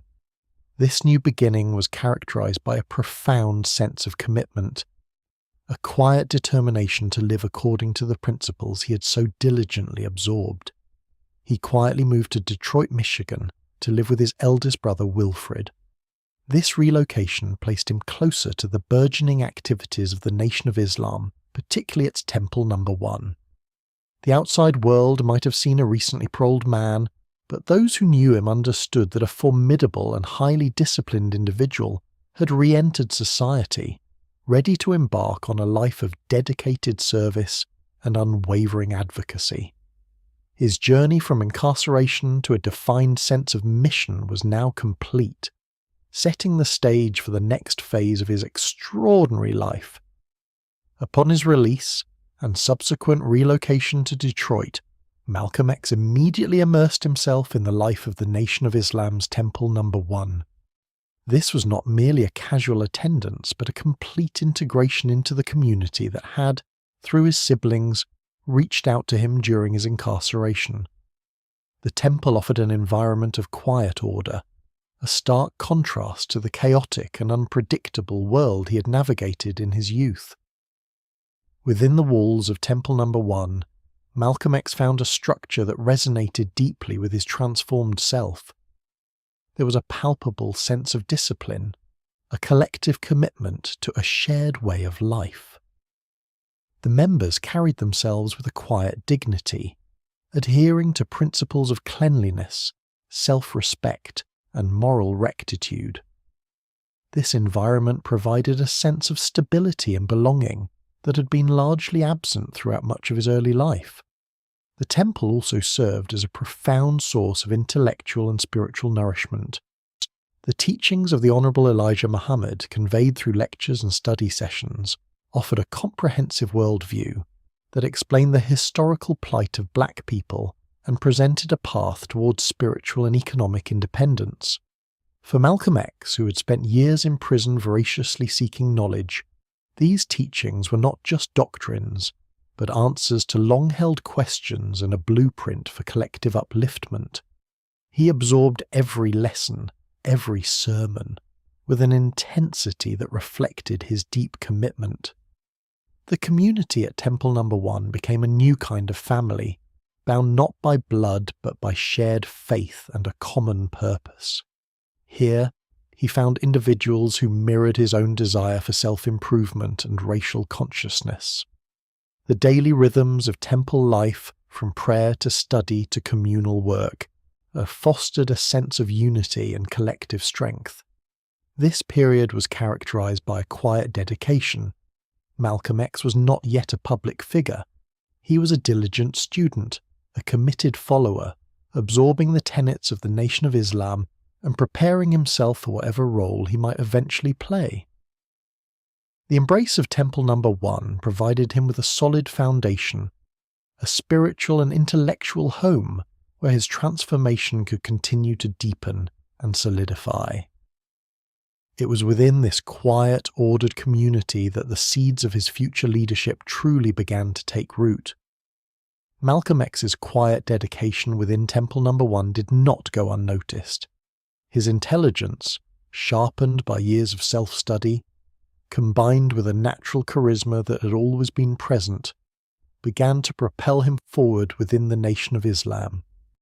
He possessed an innate ability to articulate complex ideas with clarity and conviction, a skill that quickly distinguished him among his peers.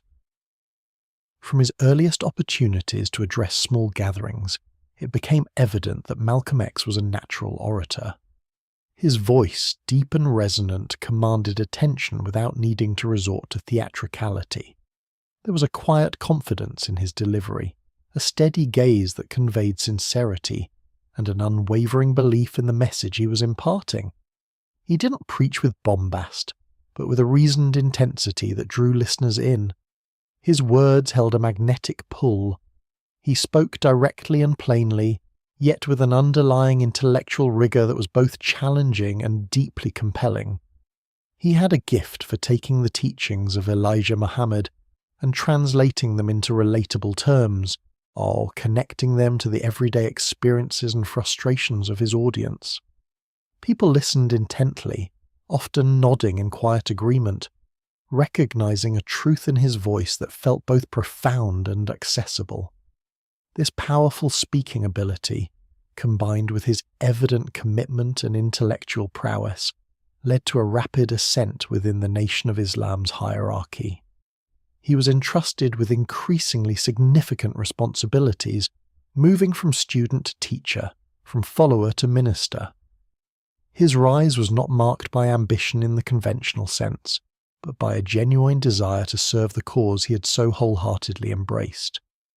He exuded an aura of quiet authority. Even in these early stages of his ministry, before widespread recognition, there was an unmistakable presence about him. He stood tall, spoke with precision, and maintained a composure that suggested deep inner strength. He was a man transformed, now channeling his formidable intellect and persuasive power into the propagation of the nation's message. His audiences, often composed of individuals searching for identity and purpose, found in Malcolm X a voice that articulated their unexpressed grievances and offered a clear path forward. He did not simply inform, he inspired. He did not merely speak, he connected. This early period of his ministry laid the groundwork for his future as a national figure, demonstrating the profound impact of his words and the quiet force of his conviction. His natural gifts as an orator were undeniable, and they would soon carry him far beyond the confines of Detroit. The quiet effectiveness of Malcolm X's ministry did not remain confined to Detroit. As his reputation grew, so too did the awareness of his unique talents within the leadership of the Nation of Islam. Elijah Muhammad himself, the revered leader of the nation, observed the profound impact Malcolm X was having on recruitment and the articulation of their message. In due course, a significant appointment was made. Malcolm X was quietly designated as the national spokesman for the Nation of Islam. This was not a moment of fanfare or public declaration, but rather a solemn acknowledgement of his undeniable gifts and his burgeoning influence. It was a recognition that his voice, clear and unwavering, was uniquely suited to represent the nation on a broader stage. With this appointment came a profound weight of responsibility. Malcolm X was no longer merely a minister to a local congregation. He was now the primary voice through which Elijah Muhammad's teachings and the nation's philosophy would be communicated to the wider world. This meant engaging with the media, addressing larger audiences, and facing increased scrutiny from both within and outside the black community. He carried this new burden with the same quiet determination that had defined his transformation. The role demanded an expansion of his reach, requiring him to travel extensively, establishing new temples and strengthening existing ones across the country. Each journey, each speech, each interview was an opportunity to convey the nation's message, to challenge prevailing narratives, and to inspire a sense of self-awareness and pride among Black Americans. His presence became more widely known. Photographs began to appear in newspapers, and his voice was heard on radio broadcasts. He became the public face of an organization that was often misunderstood and frequently controversial. This required not only eloquence, but also a quiet resilience, a steadfastness in the face of opposition and misrepresentation. The appointment as national spokesman marked a turning point, not only for Malcolm X personally, but for the Nation of Islam itself. His ability to articulate their views with such power and conviction began to draw new members, expanding the organization's reach and visibility. He became a bridge between the inner workings of the nation and the broader public, a figure who could command attention and respect, even from those who disagreed with his message. He carried the voice of the nation, and through him, and its presence began to resonate across the American landscape. As the national spokesman for the Nation of Islam, Malcolm X articulated a distinct ideology, a form of black nationalism that resonated deeply with many black Americans feeling the weight of systemic oppression. Central to this message was an unwavering emphasis on racial pride. He encouraged black individuals to reject the internalized shame and inferiority often perpetuated by a dominant white society. Instead, he called for a profound appreciation of black history, culture, and identity, urging a recognition of inherent dignity and beauty. Another fundamental tenet was the principle of self-reliance. This extended beyond individual fortitude to encompass the collective strength of the black community. Malcolm X advocated for black people to develop their own institutions, to depend on their own resources, and to forge their own path forward, rather than waiting for integration or acceptance from a society that historically denied them true equality. This self-reliance was presented as a pathway to genuine liberation. Closely intertwined with self-reliance was the concept of economic independence. Malcolm X taught that true freedom could not exist without control over one's economic destiny. He encouraged black communities to establish their own businesses, to circulate their money within their own communities, and to build an economic infrastructure that would serve their needs rather than enrich those who exploited them. This vision aimed to create self-sufficient black communities, free from economic subservience. A more controversial, though central, aspect of this ideology within the Nation of Islam framework was the belief in the inherent superiority of the black race. This teaching, derived from the nation's unique theological interpretations, posited black people as the original and superior race, while white people were described as a genetically engineered race of devils, created by a scientist named Yaqub. Malcolm X presented this narrative as a reversal of the historical power dynamic, aiming to instill a sense of profound self-worth and destiny within black individuals who had long been told they were inferior. This particular tenet provided a spiritual and historical justification for the other pillars of black nationalism, forming a comprehensive worldview for his followers. A core and often provocative element of the Nation of Islam's theology, as articulated by Malcolm X, was its specific critique of white society. This critique was rooted in the belief that white people as a race were inherently corrupt and oppressive. Within the nation's teachings, white individuals were referred to as devils, a label not merely used as an insult but as a theological designation stemming from the group's foundational myths. This belief posited that white people were a distinct creation, engineered by a scientist named Yaqub, whose nature was inherently wicked and prone to deceit and violence. This theological stance offered a radical reinterpretation of history and racial dynamics. It presented white society not just as prejudiced, but as fundamentally immoral, its institutions and systems designed to perpetuate injustice and maintain power through exploitation. Malcolm X would often detail the historical record of slavery, colonialism, and ongoing racial discrimination as irrefutable evidence of this inherent nature. He argued that the historical suffering of black people was a direct consequence of the devilish character of white civilization. This perspective served as a profound inversion of the prevailing racial hierarchy of the time. For centuries, black people had been systematically portrayed as inferior, uncivilized, and morally lacking by the dominant white culture. The Nation of Islam's teachings directly challenged this narrative, asserting that it was, in fact, white society that embodied evil and moral decay.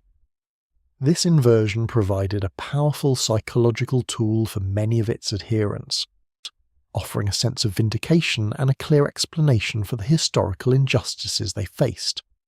By labeling white people as devils, Malcolm X and the Nation of Islam presented a framework through which historical oppression, could be understood not as an accident or a societal flaw, but as an inherent characteristic of the oppressor. This offered a new lens for comprehending the depth and persistence of racial injustice, framing it as a spiritual battle rather than merely a social or political one. It was a quiet yet deeply radical assertion that fundamentally reshaped how many Black Americans viewed themselves and the world around them, providing a coherent explanation for their suffering and a pathway to collective identity. In contrast to the prevailing civil rights movement's push for integration, the Nation of Islam, and under Malcolm X's articulate advocacy, championed a distinct path: racial separation. This was not merely a preference, but a foundational tenet, articulated as the only viable solution for Black Americans facing systemic oppression. It represented a quiet yet firm rejection of assimilation into white society, which they viewed as inherently corrupt and incapable of genuine equality.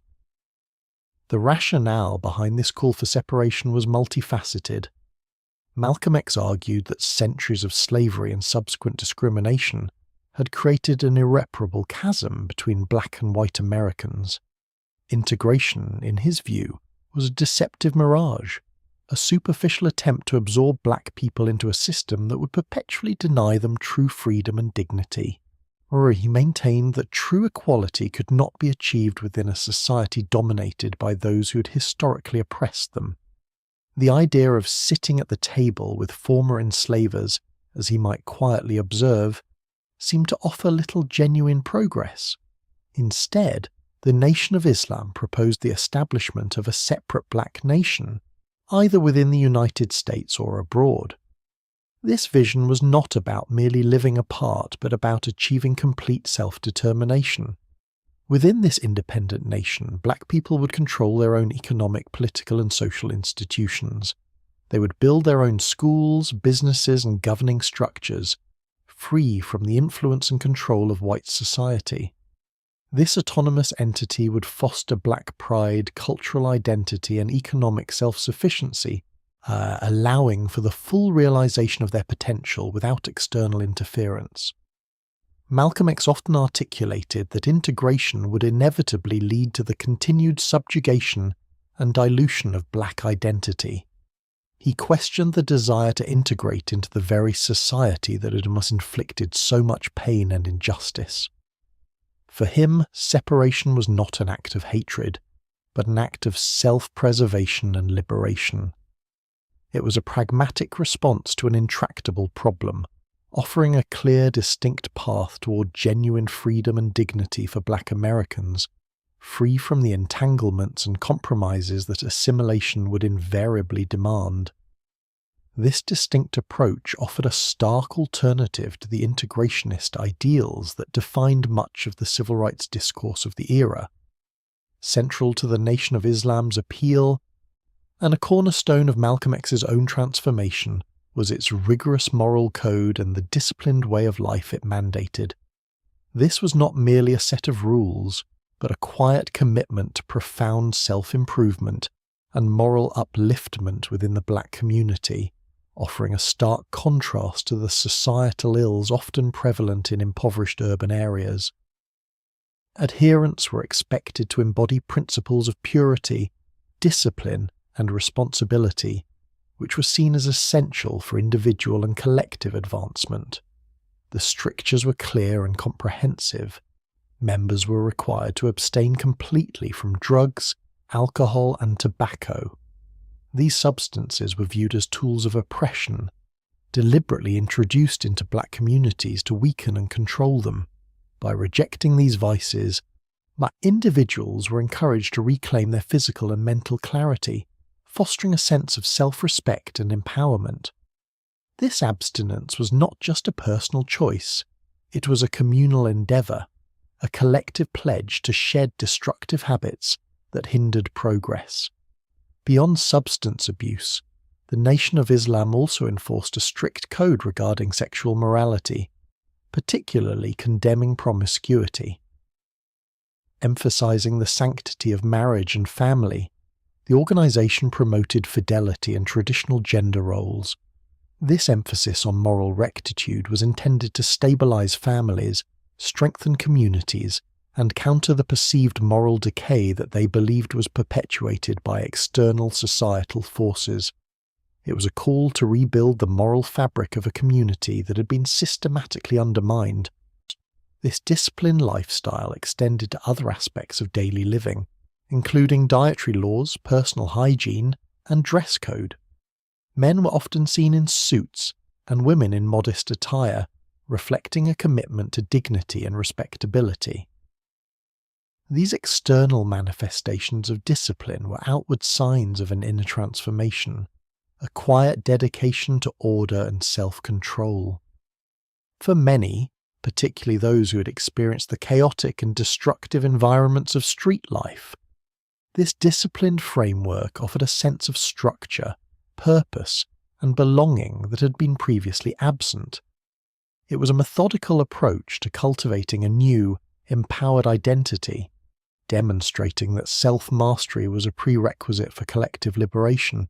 The Nation of Islam presented this way of life as a pathway to reclaim not only spiritual purity, but also economic independence and social respect. As the 1950s drew to a close and the early 1960s began, Malcolm X's voice, once primarily heard within the mosques of the Nation of Islam, started to resonate with an ever-widening audience.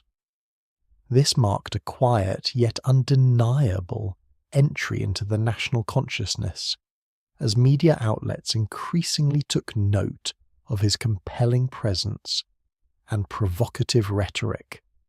His articulate critiques of American society and his unyielding advocacy for black self-determination presented a stark departure from the more conciliatory tones often associated with the burgeoning civil rights movement. Initially, much of the media attention was characterized by a certain apprehension, even alarm, as Malcolm X's pronouncements often challenged deeply ingrained assumptions about race, power, and justice in America. His directness, his refusal to soften his message, and his willingness to confront uncomfortable truths made him a figure of considerable interest, even if that interest was sometimes tinged with sensationalism. Television cameras and newspaper reporters began to seek him out, drawn by the power of his words and the distinct perspective he offered. This growing media presence allowed Malcolm X to articulate the Nation of Islam's philosophy to a broader public, often directly contradicting prevailing narratives about racial harmony and gradual integration.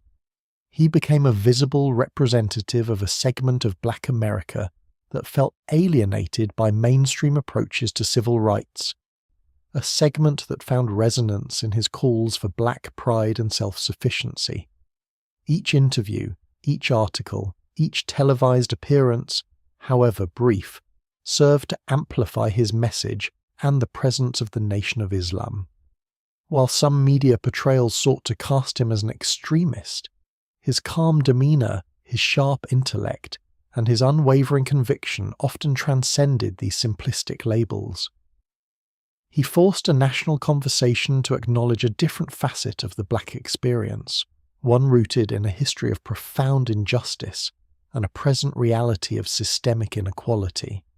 His ability to articulate these complex issues with clarity and force ensured that his quiet emergence into the national spotlight would not be easily dismissed, slowly but surely challenging the established dialogues on race in America. His presence became a quiet yet formidable force in the unfolding drama of the era. While the mainstream civil rights movement gained momentum through the late 1950s and early 1960s, a quiet yet fundamental divergence in strategy and philosophy existed between its prominent leaders and Malcolm X. The dominant approach, largely spearheaded by figures like Martin Luther King Jr., was firmly rooted in the principles of non-violent direct action and the pursuit of integration. This strategy sought to dismantle segregationist laws and practices through peaceful protest, civil disobedience, and appeals to moral conscience, aiming for a fully integrated American society where all citizens, regardless of race, enjoyed equal rights and opportunities. Malcolm X, however, articulated a distinctly different path.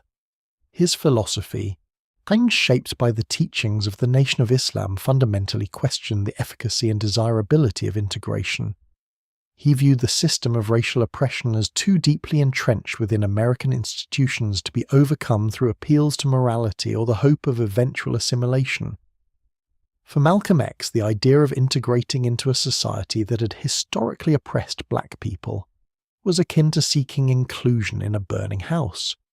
He questioned the very premise that integration would lead to true freedom and equality, arguing instead that it would perpetuate a subordinate status. Moreover, the commitment to nonviolence, a cornerstone of the mainstream movement, was not shared by Malcolm X. While he did not advocate for unprovoked aggression, he firmly believed in the right of black people to defend themselves by any means necessary against racial violence and oppression. This stance stood in stark contrast to the nonviolent resistance preached by King, creating a philosophical chasm between their respective approaches. Malcolm X's perspective arose from a deep skepticism about the willingness of the existing power structure to voluntarily relinquish its hold, suggesting that a more assertive, self-defensive posture was essential for the liberation of black people. These differing strategies reflected distinct understandings of the nature of racial injustice and the most effective means to achieve liberation. One sought to mend the fabric of American society through inclusion and moral persuasion, while the other viewed the fabric itself as fundamentally flawed, or advocating for separation, self-reliance, and a more confrontational assertion of black power and dignity. These were not merely tactical differences, but deep-seated philosophical distinctions, quietly shaping the diverse landscape of the struggle for racial justice in America. Amidst the escalating public demands and the unyielding intensity of his ministerial work, a foundational element of personal stability entered Malcolm X's life in 1958, with his marriage to Betty Shabazz.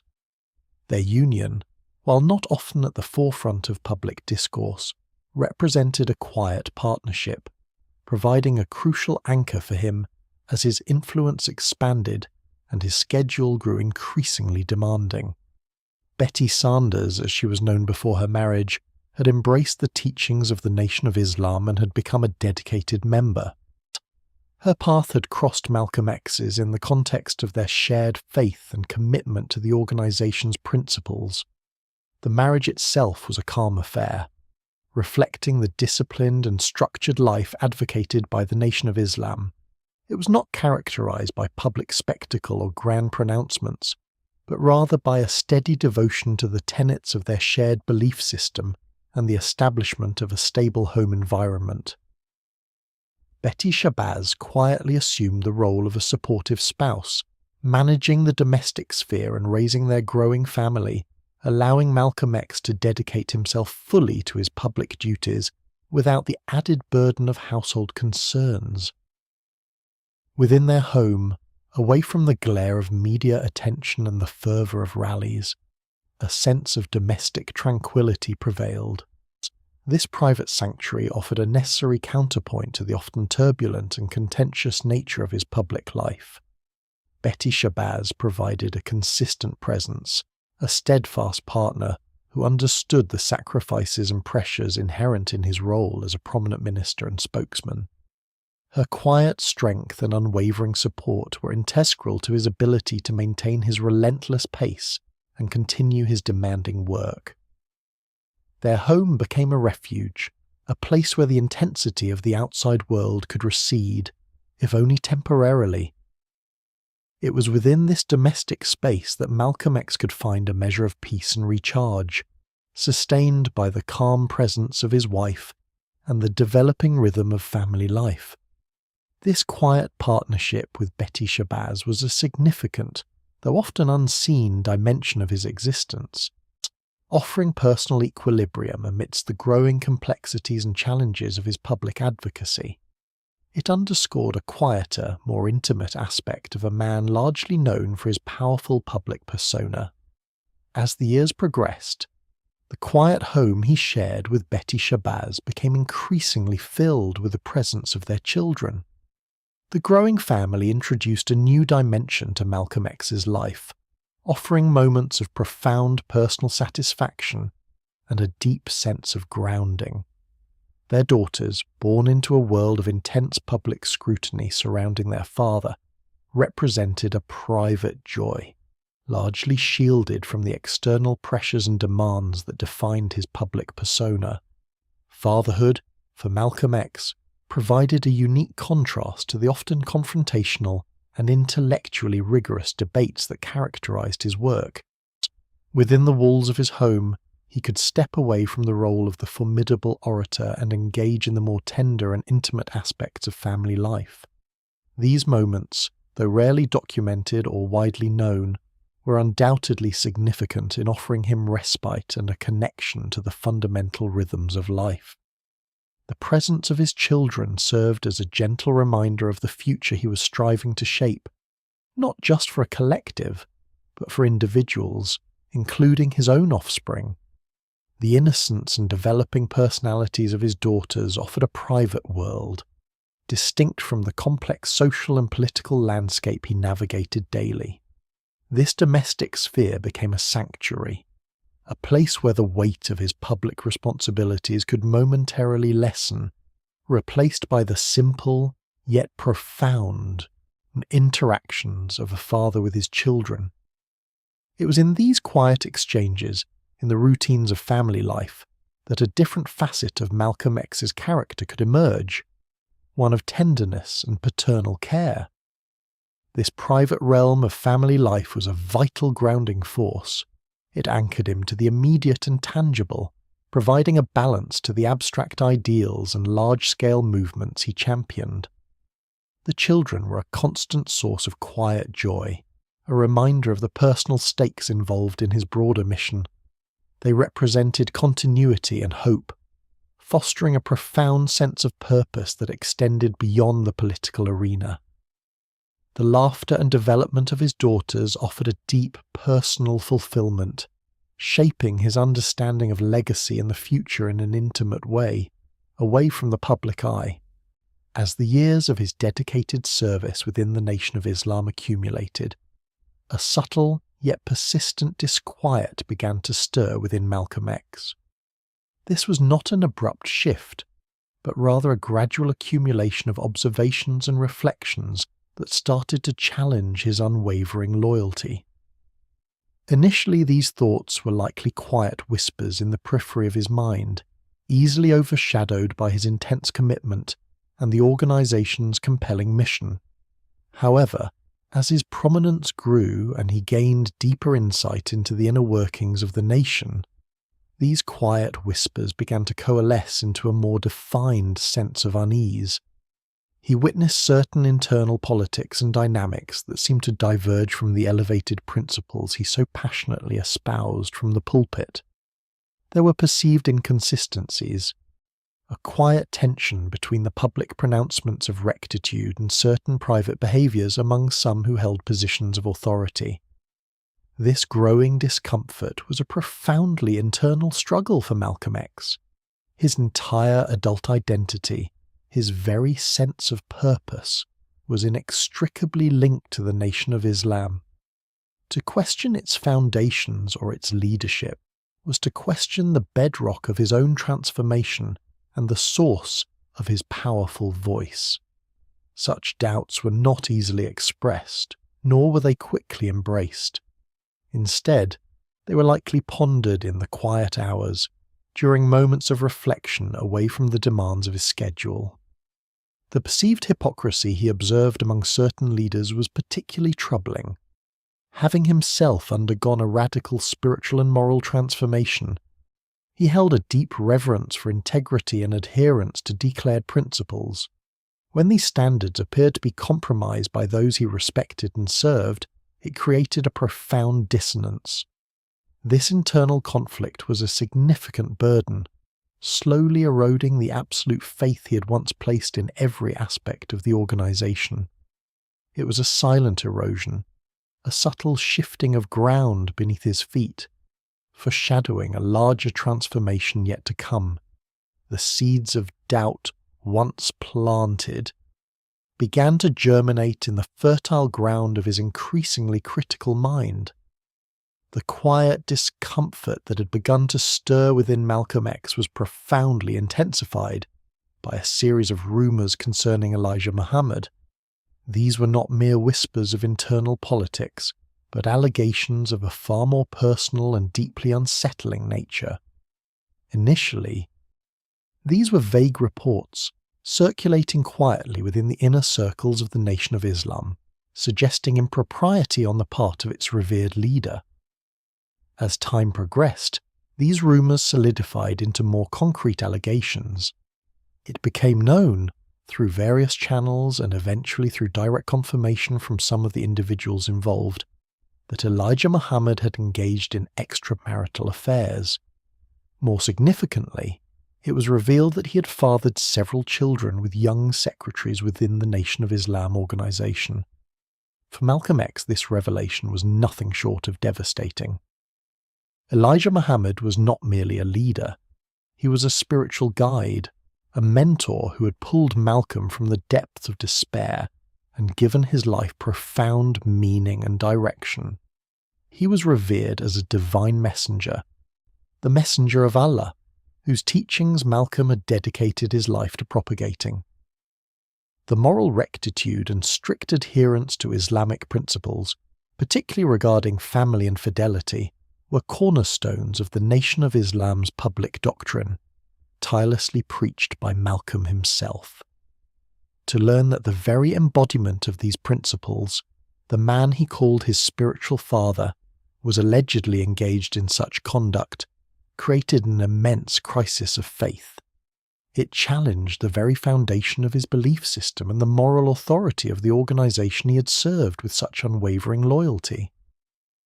The weight of this information was immense, settling upon him with a quiet, persistent heaviness. This was a deeply personal betrayal, not just of the stated principles but of the trust Malcolm had so completely placed in Elijah Muhammad.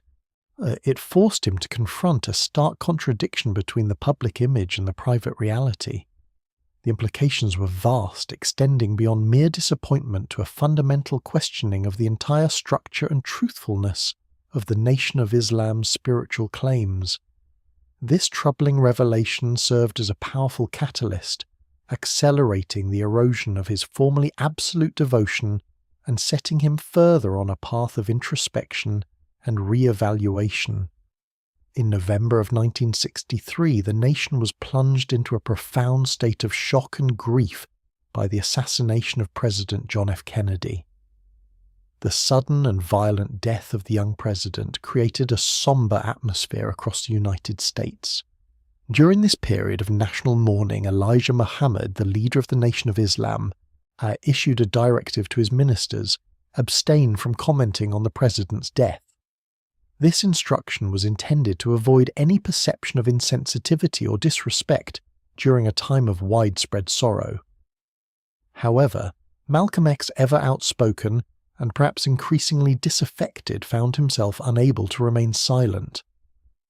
On December 1st, 1963, during an interview with reporters in New York, he was asked for his thoughts on the assassination. Rather than offering condolences or deferring comment, Malcolm X delivered a statement that would ignite a firestorm of controversy and significantly deepen the chasm between himself and the Nation of Islam leadership. He stated that the assassination was a case of chickens coming home to roost. This stark and provocative metaphor implied that the violence that had claimed the president's life was merely a consequence of the systemic violence and injustice that America had perpetrated, particularly against black people. He suggested that the climate of hatred and oppression fostered within the nation had ultimately rebounded upon itself. The quiet outrage provoked by this comment was immediate and widespread. Mainstream media outlets condemned his words as callous, insensitive, and utterly inappropriate given the national tragedy. The phrase was interpreted by many as a cruel and unfeeling response to a moment of profound collective sorrow. Public opinion, already wary of Malcolm X's confrontational rhetoric, turned sharply against him. Within the Nation of Islam, the backlash was swift and severe. Elijah Muhammad, already displeased with Malcolm X's growing independent streak and his public questioning of the organization's moral integrity, viewed the chickens coming home to roost remark as a direct defiance of his explicit order for silence. This public gaffe provided a convenient and compelling reason for Muhammad to take disciplinary action. The comment became a pivotal moment, further isolating Malcolm X from the very organization he had helped to build and popularize. It served as a stark demonstration of his willingness to speak his mind, regardless of the consequences, and solidified the perception among many that he was an unyielding and uncompromising figure. The quiet condemnation from within the Nation of Islam was palpable, signaling an irrevocable shift in his standing. The public outcry following Malcolm X's chickens coming home to roost comment did not go unnoticed by the leadership of the Nation of Islam. Elijah Muhammad, who had explicitly forbidden his ministers from commenting on President Kennedy's assassination, saw this as a direct act of insubordination. The controversy provided an opportune moment for Muhammad to assert his authority and to address what he perceived as Malcolm X's increasing independence and deviation from the established party line. On December 4th, 1963, just days after the controversial remarks, Elijah Muhammad announced his decision. Malcolm X would be suspended from speaking for 90 days. This was not merely a temporary silencing. It was a profound public rebuke. For a figure whose influence and identity were so deeply intertwined with his powerful oratory, this suspension amounted to a professional exile. It meant that Malcolm X, the national spokesman and the most recognizable face of the Nation of Islam, would be removed from pulpits, lecture halls, and media appearances. His vibrant voice, which had captivated thousands and drawn countless adherents to the nation, was suddenly to be muted. The announcement was delivered quietly, yet its implications resonated deeply within the organization and among its followers. It signaled a clear and undeniable shift in the relationship between the two men. This was not a friendly reprimand. It was a firm disciplinary action, indicating a growing animosity and a profound rupture in trust. The decision to impose a 90-day silence was a calculated move to diminish Malcolm X's public platform and to reassert Elijah Muhammad's absolute control over the Nation of Islam's message and its messengers. For Malcolm X, this suspension was a moment of stark reflection. It confirmed his growing suspicions about the leadership's true intentions and the extent of their desire to control his narrative. The quiet imposition of silence, rather than a direct confrontation, underscored the insidious nature of the power struggle unfolding. He was being sidelined, his access to his devoted followers curtailed, and his ability to articulate his views publicly severely restricted. The 90-day period was intended to be a time of introspection and submission for Malcolm X. However, it inadvertently provided him with space to further contemplate the revelations about Elijah Muhammad's personal conduct and the broader direction of the Nation of Islam. This public silencing, therefore, became a catalyst, pushing him further along a path of independent thought and ultimately toward a complete break from the organization that had shaped so much of his adult life. The quiet animosity had now manifested as a tangible barrier, severing his connection to his former role and community. Beyond the official reasons given for Malcolm X's suspension, a deeper current of unspoken tensions had long been flowing within the Nation of Islam's hierarchy. Malcolm X's meteoric rise and unparalleled charisma had, over time, fostered a quiet but potent sense of jealousy, among other high-ranking ministers and even some of Elijah Muhammad's own children.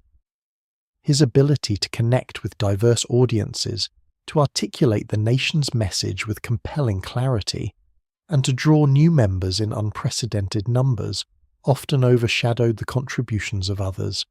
This popularity, while initially a great asset to the organisation, gradually became a source of internal friction. As Malcolm X's public profile grew, so too did the perception that he was becoming too powerful, too independent, and perhaps too much of a potential rival. There were those who felt their own loyal service and proximity to Elijah Muhammad were being eclipsed by Malcolm X's undeniable magnetism.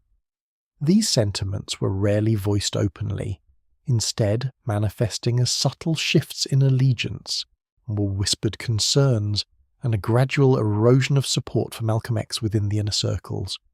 The quiet machinations involved more than just envy. They also reflected a strategic concern for control. Elijah Muhammad, as the spiritual leader, held ultimate authority. Yet Malcolm X's widespread recognition sometimes led the public, and even some members, to view him as the de facto face of the nation. This perception, whether accurate or not, threatened the established order and provided fertile ground for those who wished to see Malcolm X's influence curtailed. Loyalties within the organisation began to subtly shift. Ministers who once stood firmly by Malcolm X found themselves increasingly aligned with the prevailing sentiment that his growing stature needed to be managed. The controversy surrounding the Kennedy comment and the subsequent suspension offered a convenient and publicly justifiable means to address these underlying power imbalances.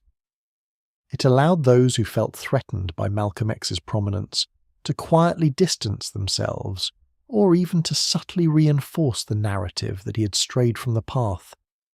This period was characterized by an almost imperceptible tightening of the inner circle around Elijah Muhammad, a quiet consolidation of power that implicitly excluded Malcolm X. The unspoken tensions, once simmering beneath the surface, now had an official manifestation in his forced silence, making clear that his unique position within the Nation of Islam was no longer secure. The suspension, initially presented as a temporary measure, quietly stretched beyond its announced 90 days. It became clear that Malcolm X's return to his former prominent position within the Nation of Islam was not intended. The silence imposed upon him, once a disciplinary action, now felt like a permanent estrangement. For Malcolm X, this period was one of profound introspection and painful realization. The organisation that had rescued him from despair, that had given him identity, purpose, and a family, was now actively pushing him away. In March of 1964, after months of quiet contemplation and the undeniable recognition that the rift was irreparable, Malcolm X made the arduous decision to formally sever his ties with the Nation of Islam. This was not a sudden, impetuous act, but rather the culmination of a long, agonizing process of disillusionment and ideological divergence. It represented a profound personal and ideological rupture, and a tearing away from the very fabric of his adult life. The act required immense courage, for to leave the nation was to step into an uncertain void, to abandon the protection and infrastructure of a powerful organisation, and to face a world that was often hostile to his very existence. For nearly 12 years, the Nation of Islam had been the anchor of his being, shaping his worldview, his public persona, and his private morality. To walk away meant dismantling a significant portion of his identity and reconstructing it anew. It meant consciously choosing a path of isolation, knowing that he would be regarded as a renegade by those he had once considered brothers, and as an even greater threat by external adversaries. This severing was deeply personal. It involved not only a break with Elijah Muhammad, one whom he had once revered as a divine messenger, but also with countless individuals he had mentored, preached to, and built relationships with over more than a decade. The emotional toll of this separation was immense, a quiet grief for a vision that had once seemed so pure and righteous, now tarnished by hypocrisy and internal strife. It was a conscious step into the unknown, driven by an unwavering commitment to truth and integrity, even when that truth was profoundly painful and isolating. This marked a pivotal moment, a quiet turning point from which there would be no return. The moment Malcolm X announced his departure from the Nation of Islam, a new and unsettling chapter of his life began. The quiet discomfort he had felt within the organization was swiftly replaced by a palpable sense of danger from without. The break was not merely ideological, it quickly escalated into a campaign of quiet intimidation and veiled threats. This shadow that had begun to form during his suspension now lengthened, encompassing his every movement and casting a pall over his family life. He and his family, particularly his wife Betty and their children, began to experience an unsettling shift in their daily existence. Telephone calls at odd hours, filled with menacing silence or thinly veiled warnings, became an unwelcome routine. Unidentified vehicles were observed lingering near their home in Queens. Former associates, once cordial, now regarded him with cold suspicion or outright hostility. The sense of camaraderie he had once shared with members of the Nation of Islam dissolved into a chilling atmosphere of animosity. The danger was not always overt. Often, it manifested as a constant low-level hum of anxiety.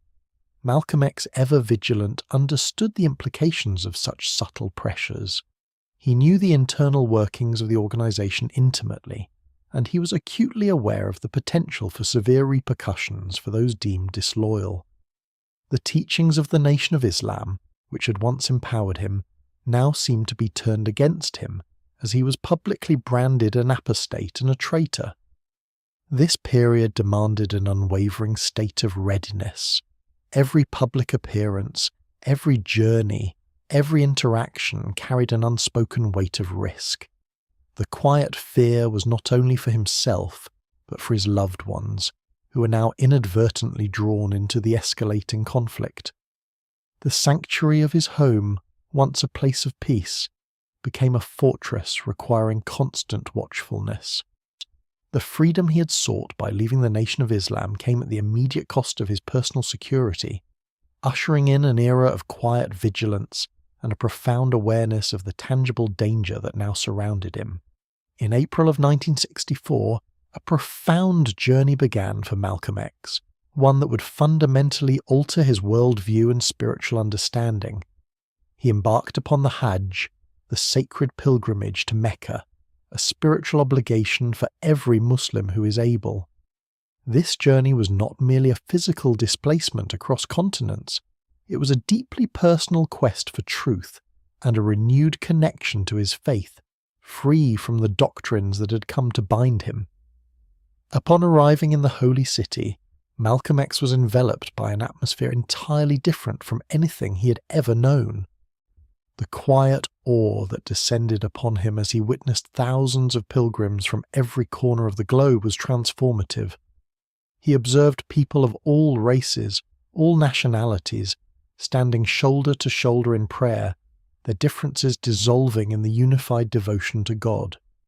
Europeans, Africans, Asians, Arabs, all dressed in the simple, unadorned white garments of the ihram, symbolizing purity and equality, performed the same sacred rituals. This experience directly challenged the racial separatism he had once espoused through the Nation of Islam.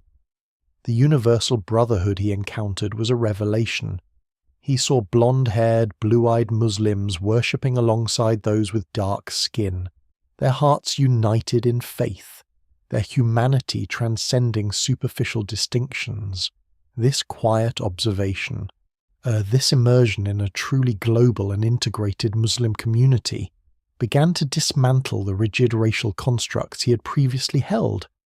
He performed the circumambulation of the Kaaba, the ancient stone structure at the heart of the Grand Mosque, moving in unison with countless others. He drank from the well of Zamzam, stood on Mount Arafat, and participated in every prescribed rite. Each step of the pilgrimage deepened his spiritual connection and broadened his perspective. This was a spiritual rebirth, a profound awakening that allowed him to see Islam not as an exclusive faith for a particular race, but as a universal religion of peace and brotherhood. His understanding of Islam shifted fundamentally, moving away from a racialized interpretation toward a truly inclusive and global vision. The Hajj became the crucible in which his transformed identity as El-Hajj Malik al-Shabazz was forged. The transformative experience of the Hajj pilgrimage solidified a profound shift within Malcolm X. He quietly embraced Orthodox Sunni Islam, recognizing its tenets as a path to universal brotherhood that transcended the racial doctrines he had previously championed. This was not a sudden impulse, but rather the culmination of a spiritual journey that had begun with his disillusionment in the Nation of Islam and blossomed under the unifying canopy of Mecca. With this spiritual rebirth came a new identity, a symbolic shedding of the past.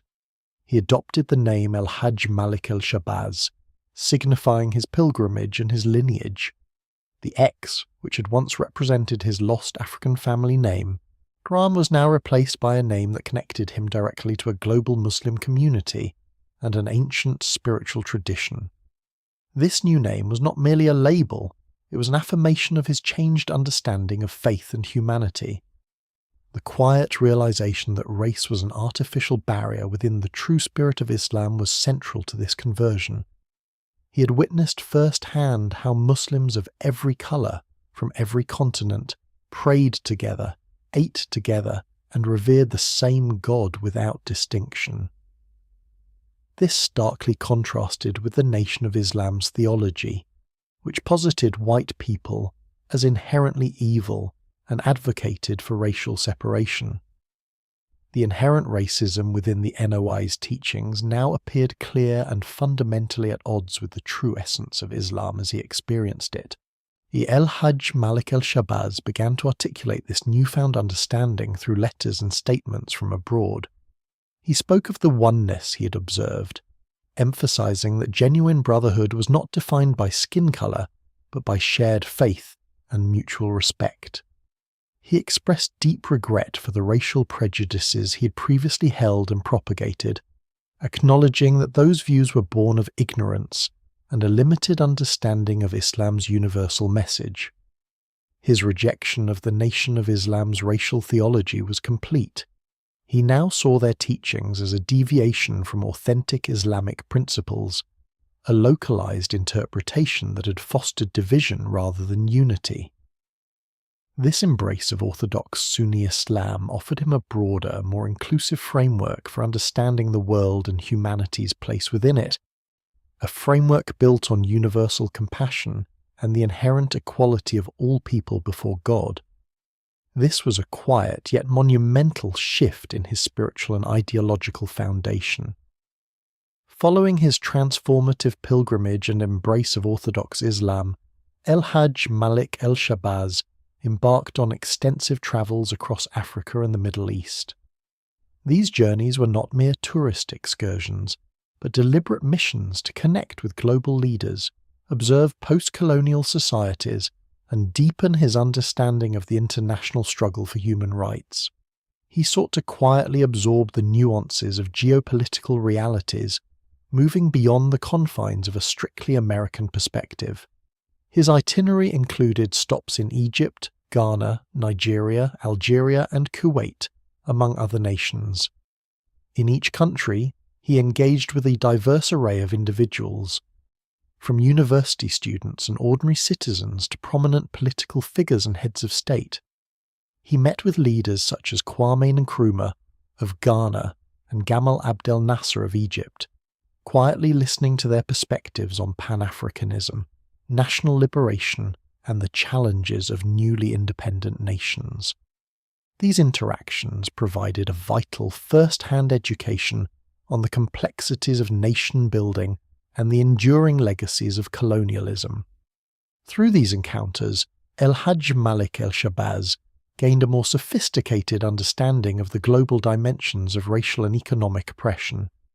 He observed that the struggles faced by African Americans were not isolated, but were deeply interconnected with the anti-colonial movements sweeping across Africa and Asia. The quiet conversations he held, the subtle observations he made, gradually expanded his worldview, revealing a global tapestry of shared experiences in the face of injustice. He recognized that the struggle for civil rights in the United States could be framed within a broader context of human rights, allowing for potential alliances and a stronger international appeal. This global perspective shifted his focus from a purely domestic, race-based confrontation to a more expansive, human rights-oriented movement. He began to see the American civil rights movement not just as a struggle for Black Americans, but as part of a worldwide movement for human dignity and self-determination. The quiet immersion in these diverse cultures and political landscapes provided a crucial foundation for his evolving ideology. He witnessed the practical applications of Pan-African ideals and the challenges of forging unity among disparate peoples. This period of travel was a time of intense learning and reflection, where his earlier, more rigid views were gently refined by the vastness of the world and the shared aspirations of oppressed peoples across continents. His global perspective quietly deepened, preparing him for the work that lay ahead. Upon his return to the United States, his worldview profoundly altered by his Hajj and subsequent travels, El-Hajj Malik el-Shabazz quietly set about establishing a new spiritual and social foundation.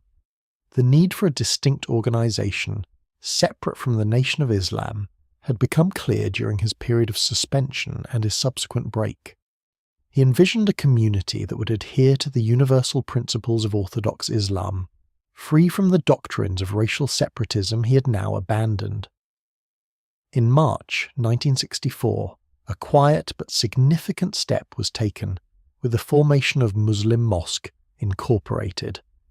This was intended to be a religious organization, a spiritual home for those who wished to practice Sunni Islam in America.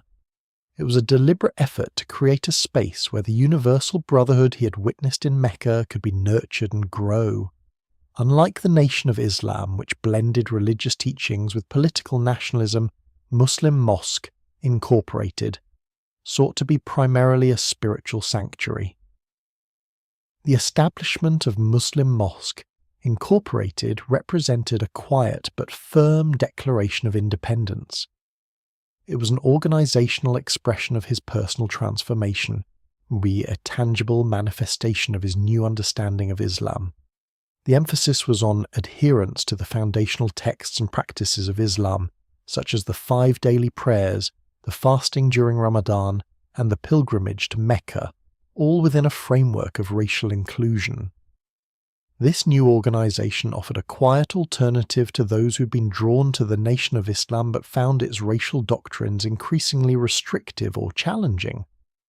It provided a spiritual path for African Americans seeking an identity rooted in faith and community, without the exclusionary elements that had characterized his earlier activism. The intention was to provide religious guidance and foster a sense of belonging for Orthodox Muslims, while also serving as a platform for broader social engagement. The formation of Muslim Mosque Incorporated was a quiet but essential step in his journey. It marked a clear departure from his past and a deliberate move towards building a community grounded in universal religious principles. It was a sincere attempt to create a spiritual home, a place of peace and shared purpose for those who sought a path free from the specific constraints and racial ideology of the Nation of Islam. Beyond the spiritual realm of Muslim Mosque Incorporated, El-Hajj Malik el-Shabazz recognized the persistent need for a dedicated political vehicle to address the systemic injustices faced by Black Americans. His extensive travels abroad, particularly through Africa, had deepened his understanding of the interconnectedness of struggles against oppression worldwide. He saw parallels between the colonial subjugation of African nations and the racial discrimination experienced by black people in the United States. This realization quietly guided him toward the formation of a new, secular organization designed to operate on a different plane. In June 1964, the Organization of Afro-American Unity, or OAAU, was established. This was a deliberate effort to create a political platform distinct from his religious affiliations that could advocate for the rights of black Americans within a broader international context. The OAAU was conceived as a non-religious entity, open to all people of African descent, regardless of their spiritual beliefs.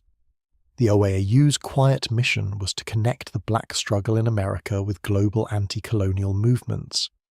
It sought to elevate the issue of racial discrimination from a purely domestic civil rights concern to an international human rights issue. By framing the struggle in this way, El-Hajj Malik el-Shabazz aimed to bring the weight of international opinion and bodies, such as the United Nations, to bear on the conditions faced by black Americans. The organization's charter outlined a program focusing on self-defense, economic independence, educational reform, and cultural pride. It quietly advocated for the right of black Americans to determine their own destiny, to control their own communities, and to protect themselves from violence and oppression. The OAAU sought to empower black communities through self-reliance and collective action, drawing inspiration from the newly independent African nations he had visited. The formation of the OAAU represented a quiet but profound shift in his approach to activism. It reflected his expanded global consciousness and his conviction that the fight for freedom and equality in America was inextricably linked to the broader struggles for human rights and self-determination across the globe. It was a determined effort to provide a political voice for black Americans, one that resonated with the burgeoning spirit of anti-colonialism and Pan-Africanism. The period following his departure from the Nation of Islam and his transformative pilgrimage marked a profound yet quietly unfolding evolution in El-Hajj Malik el-Shabazz's public discourse. His rhetoric began to shift, moving away from the strict racial separatism that had characterized his earlier pronouncements. This was not a sudden alteration, but rather a gradual reorientation informed by new experiences and deeper reflections. Previously, his messages had often emphasized the inherent differences between races and advocated for a separate black nation within America.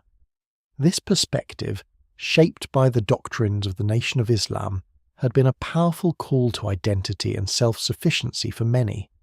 However, his encounters with diverse peoples during the Hajj and his subsequent travels through Africa and the Middle East expanded his worldview in fundamental ways. He witnessed unity among Muslims of all colours and nationalities, which gently dislodged his prior convictions about race as the primary divider. The quiet, yet significant ideological shift was toward a broader human rights framework. He began to articulate the struggles of black Americans not merely as a racial conflict, but as a universal human rights issue.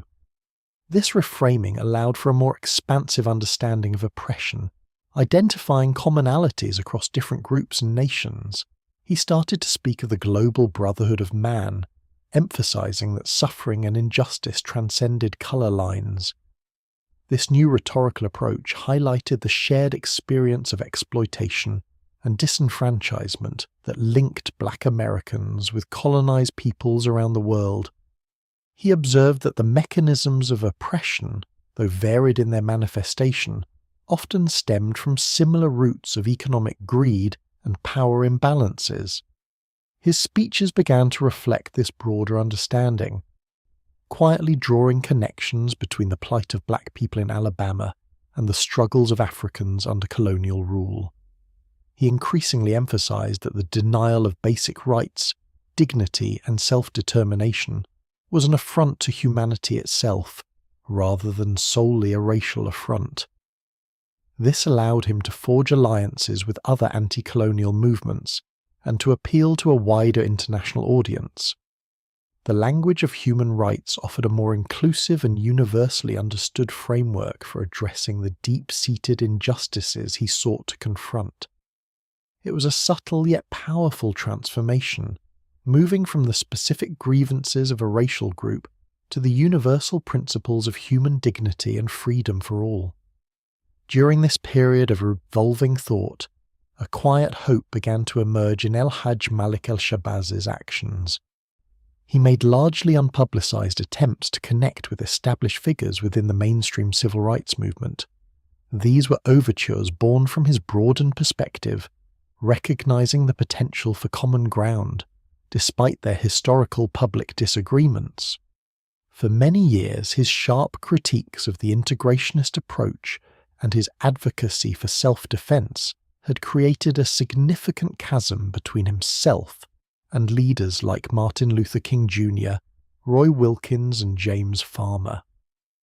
The press had often sensationalized their differences, portraying them as diametrically opposed forces. However, in the wake of his Hajj and his embrace of a universal human rights perspective, El-Hajj Malik el-Shabaz saw possibilities for a unified front against oppression, albeit one operating on different principles. His attempts at reconciliation were often subtle, perhaps a brief handshake at a public event, or a quiet conversation behind the scenes.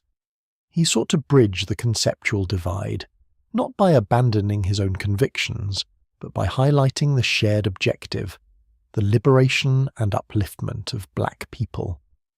He believed that while the tactics might differ, the ultimate goal of achieving dignity and justice was one they all held in common.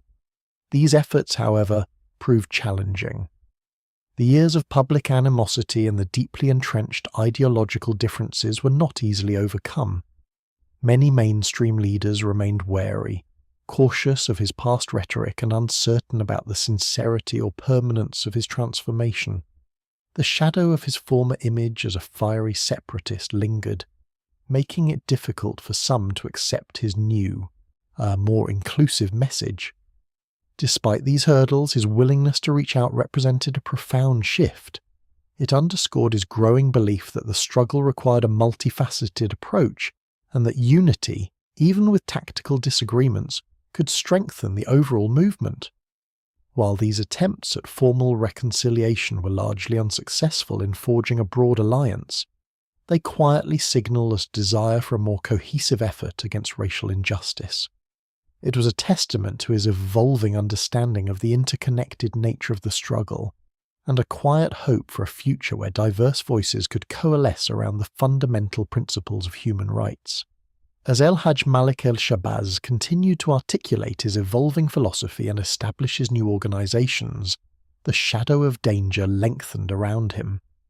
The threats against his life, which had begun immediately after his departure from the Nation of Islam, intensified with a chilling regularity.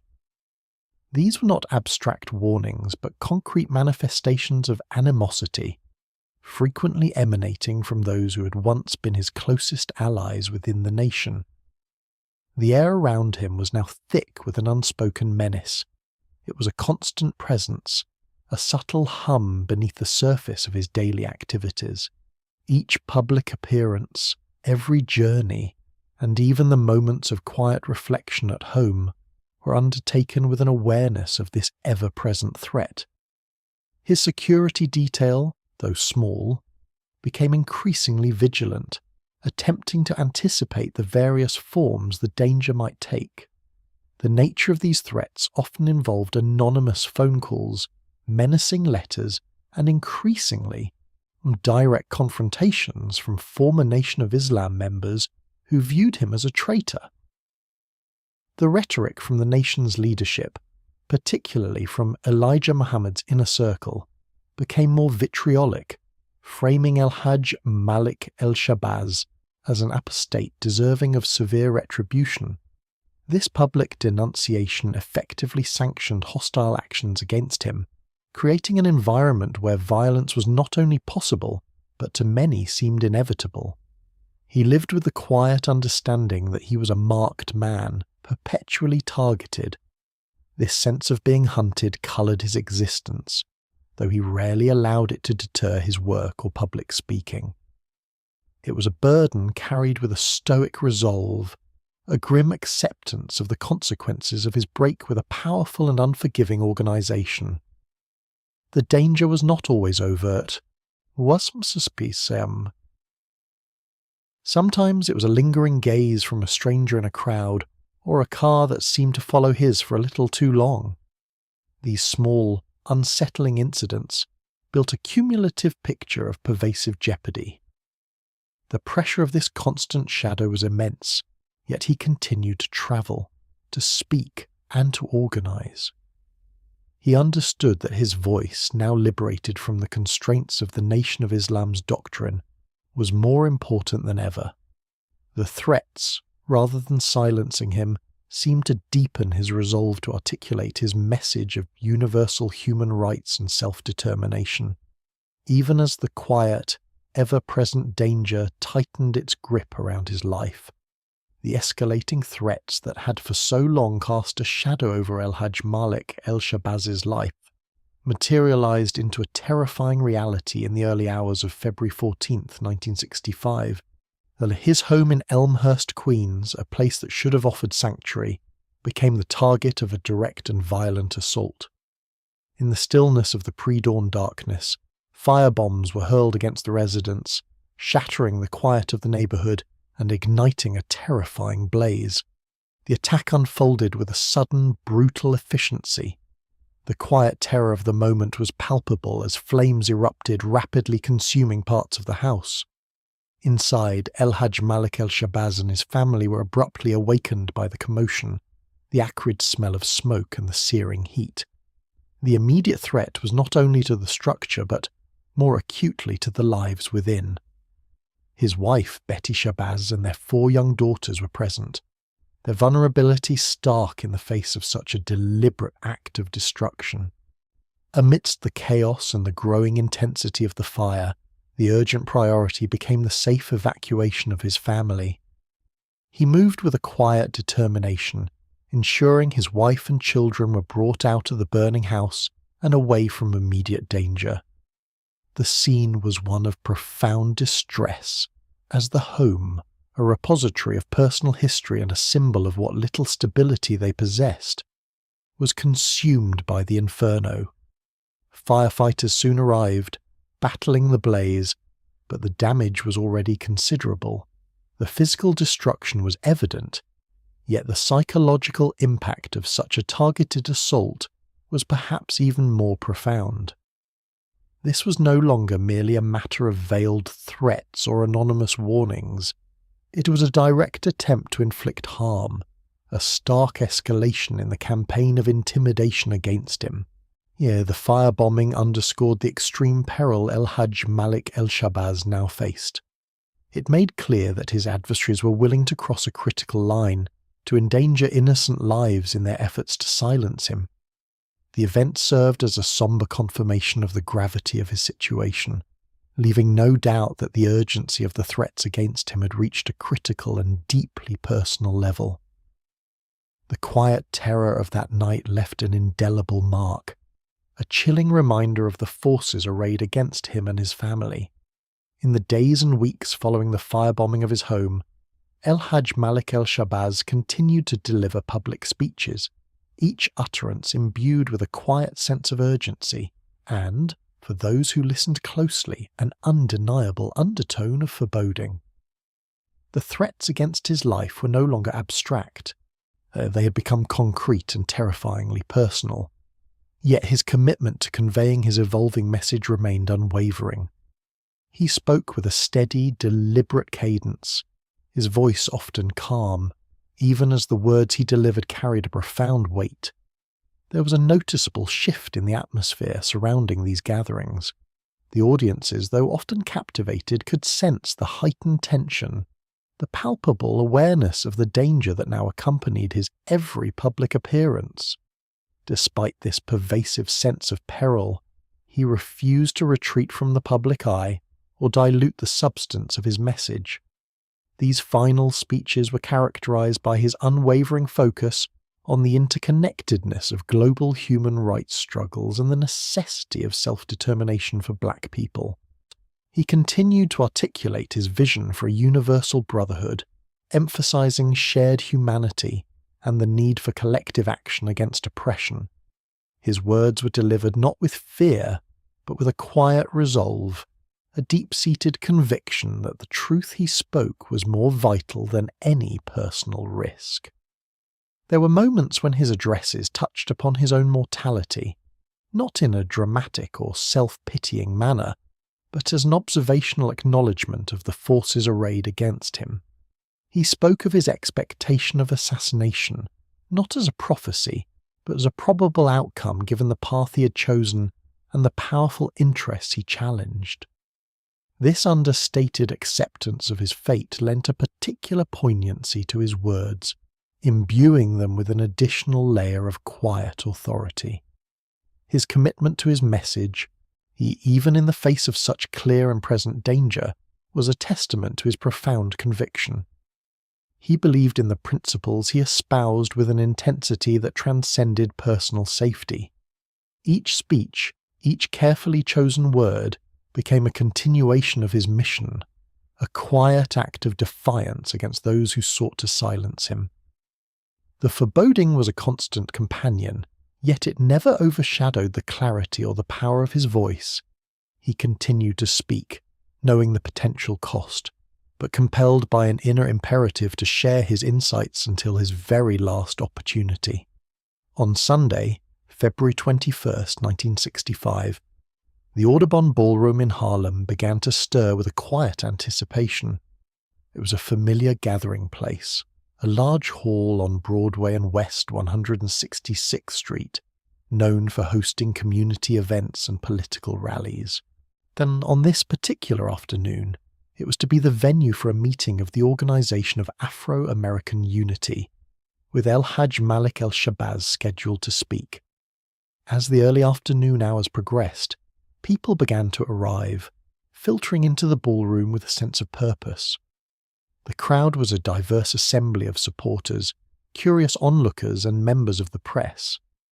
There were families, students, and elders, all drawn by the promise of hearing the impassioned orator whose voice had resonated so powerfully within the black community. The atmosphere, while expectant, also held a subtle, almost imperceptible tension. The recent firebombing of his home just a week prior was fresh in many minds. The escalating threats, which had become a constant undercurrent in his public life, were a quiet acknowledgement shared among those present. Yet, despite this underlying awareness of danger, there was also a determination to be present, to listen, and to support the man who had dared to speak uncomfortable truths. Chairs were arranged in neat rows facing the modest stage. Ushers moved quietly, ensuring that attendees found their places. The murmur of conversations filled the air, a low hum of greetings and subdued discussion. The light filtering through the ballroom windows cast long, gentle shadows across the floor. There was a sense of waiting, a collective holding of breath before an important moment. Outside, the familiar rhythms of Harlem continued, oblivious to the unique convergence of destiny unfolding within the ballroom walls. Inside, however, a distinct energy gathered.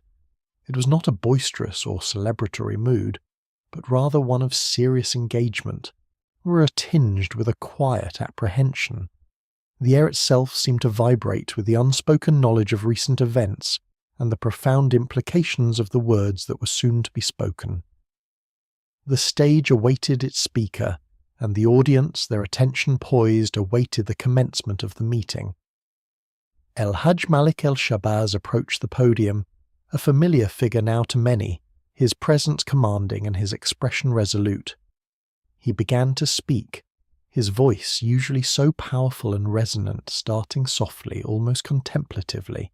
He offered a greeting, the Arabic salutation, Assalamu alaikum, meaning peace be unto you. These were the first words he uttered that afternoon, a gentle invocation for peace in a space that had become increasingly shadowed by discord. Then, just moments into his address, the quiet atmosphere of the ballroom was shattered. A sudden commotion erupted in the audience, a disturbance that drew the eyes of many. Before the nature of the interruption could be fully comprehended, before the speaker could even react, the sharp, concussive sounds of gunfire filled the air. 3 men positioned in the front rows had risen. The first shot, reportedly from a sawed-off shotgun, struck him squarely in the chest, delivering a devastating blow. This initial impact was immediately followed by a barrage of pistol fire, with multiple bullets piercing his body. The sudden violence was swift and brutal, an abrupt and horrifying cessation of sound and movement from the stage. His words, which had just begun to flow, were instantly silenced. The powerful voice that had moved so many, that had challenged entrenched systems and articulated profound aspirations, was extinguished in a fraction of a second. He fell backward, collapsing onto the stage floor, his body rent by the force of the projectiles. A profound silence, a terrible quiet descended upon the ballroom for a fleeting moment as the reality of what had occurred registered. This silence was then immediately consumed by a rising tide of screams and shouts. Panic erupted, a wave of terror washing over the stunned audience. Chairs overturned as people scrambled for cover, pushing and stumbling in a desperate attempt to escape the sudden, unimaginable horror. His wife, Betty Shabazz, who was present with their daughters, instinctively threw herself over her children, shielding them from the chaos and the bullets. The scene rapidly devolved into pandemonium. The air became thick with fear and confusion. In the midst of this unfolding tragedy, the assailants attempted to flee, adding to the desperate scramble. The abrupt, violent end to his life left a gaping void, a sudden silence where a potent voice had just been. The powerful orator, the evolving thinker, the determined activist was gone, his final message unfinished. In the chaotic moments that followed the gunfire, a few brave individuals from the audience, including a doctor, rushed forward to the fallen figure on the stage. They began frantic efforts to administer aid, attempting to staunch the flow of blood and revive him. Amidst the rising panic and the screams of those still trapped in the ballroom, these quiet efforts unfolded. His wife, Betty Shabazz, having shielded her children, now also rushed to his side. Her grief and desperation palpable, she knelt beside him, pleading for him to breathe, to respond, her voice a desperate whisper amidst the clamour. Emergency medical personnel arrived swiftly, navigating the bewildered and traumatized crowd. They quickly assessed the gravity of his injuries. The multiple gunshot wounds, particularly to the chest, were severe. Despite their professional efforts to resuscitate him, it became increasingly clear that the damage was too extensive.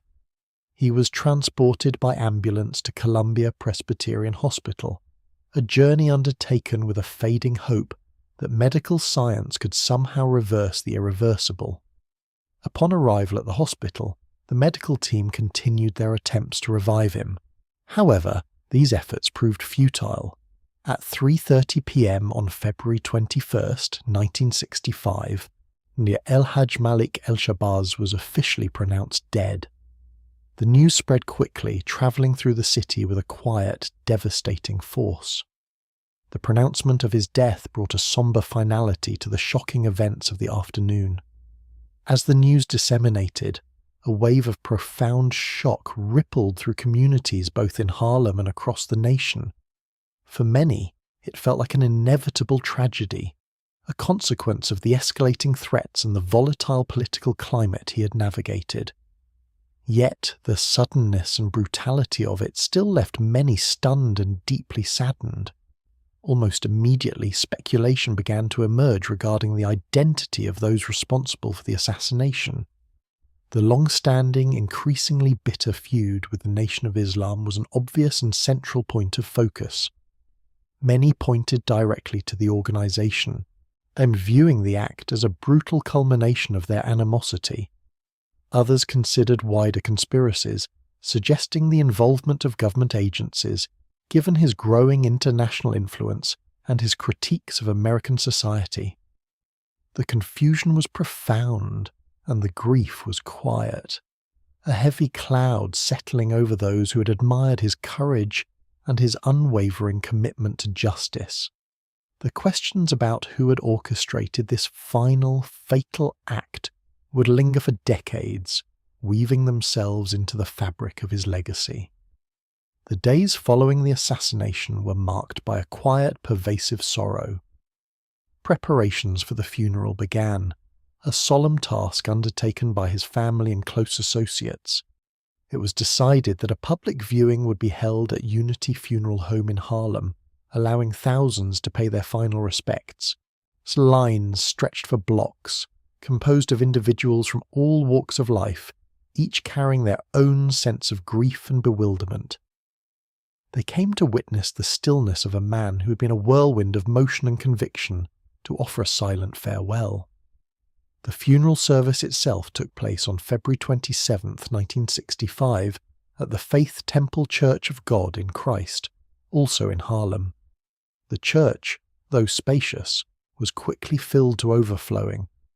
Outside, an even larger crowd gathered, listening to the proceedings through loudspeakers, their presence a testament to the profound impact he had made. The atmosphere was one of deep reverence and collective mourning, a quiet acknowledgement of a significant loss. Among those who spoke was the esteemed actor and activist Ossie Davis. His eulogy became a poignant and enduring tribute, and delivered with a calm dignity that belied the raw emotion of the moment.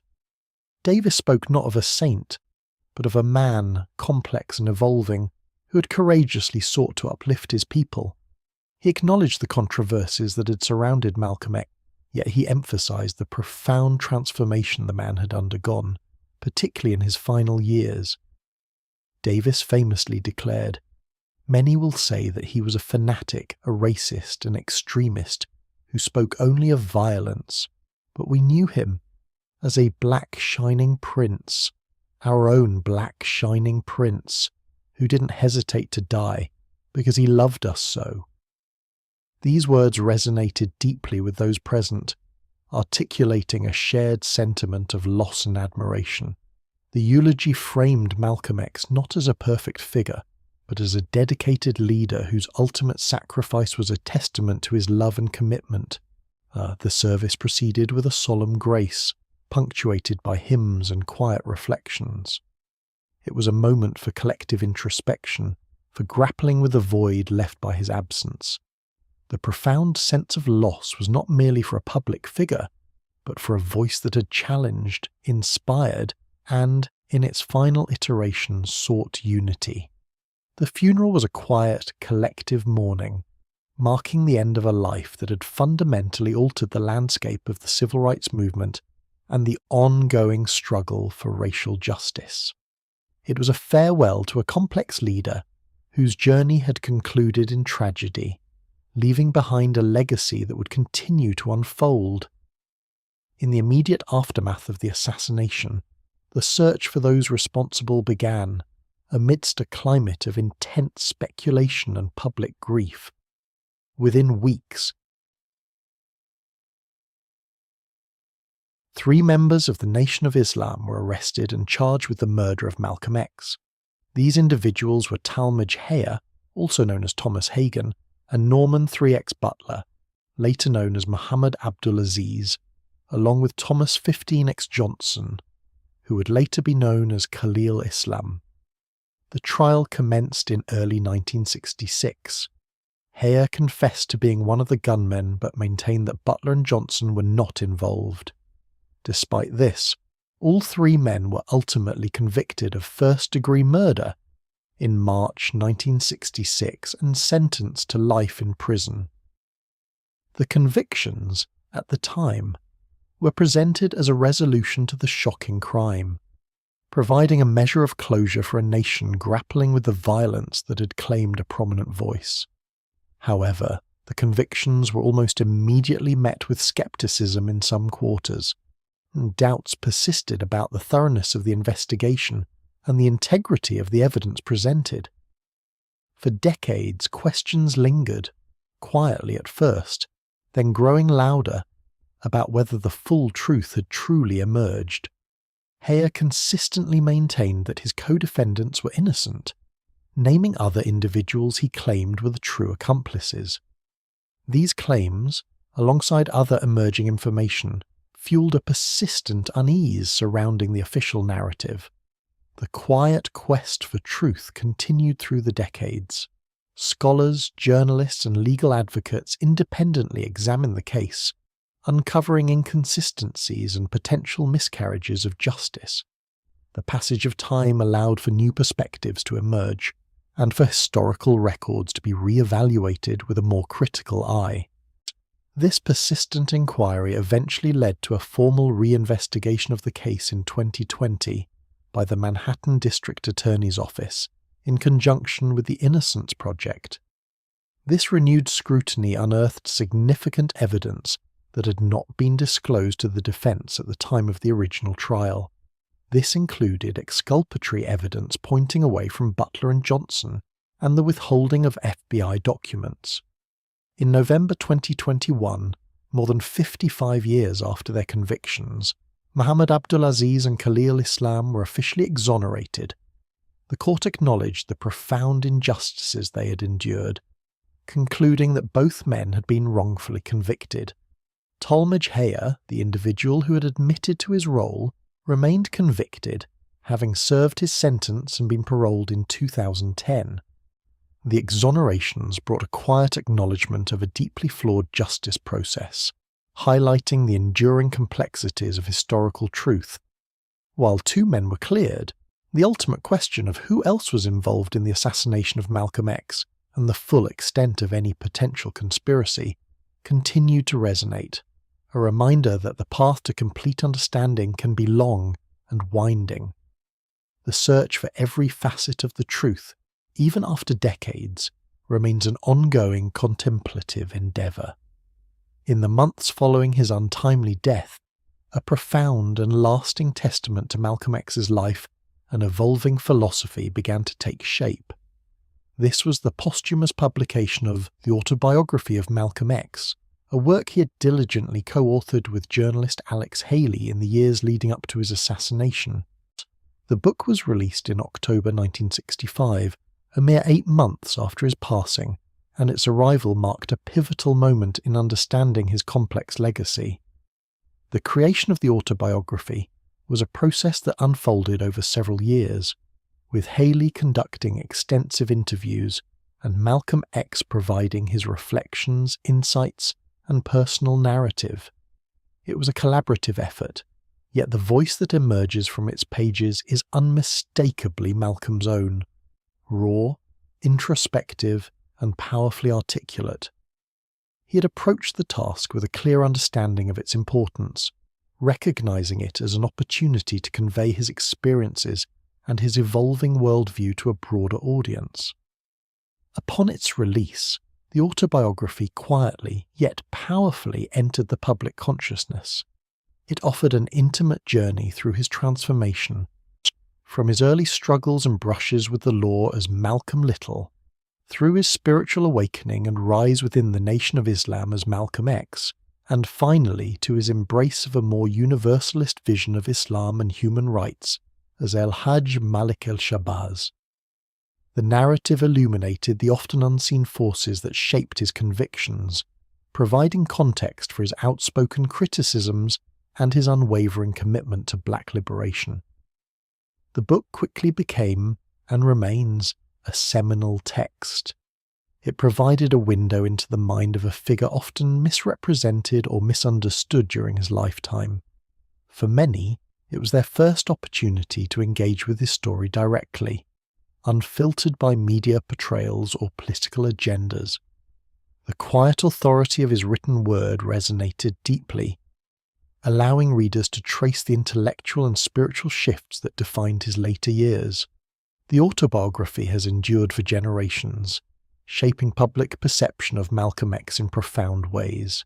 It transcended the immediate controversies surrounding his life and death, establishing itself as a foundational document for understanding the civil rights era, black identity, and the broader struggle for human dignity.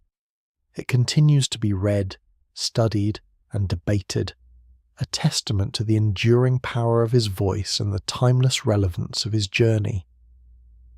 Through its pages, Malcolm X speaks still, offering insights that continue to provoke thought and inspire reflection. The influence of Malcolm X did not diminish with his passing, rather it expanded, creating a quiet yet powerful ripple effect that extended far beyond the borders of the United States.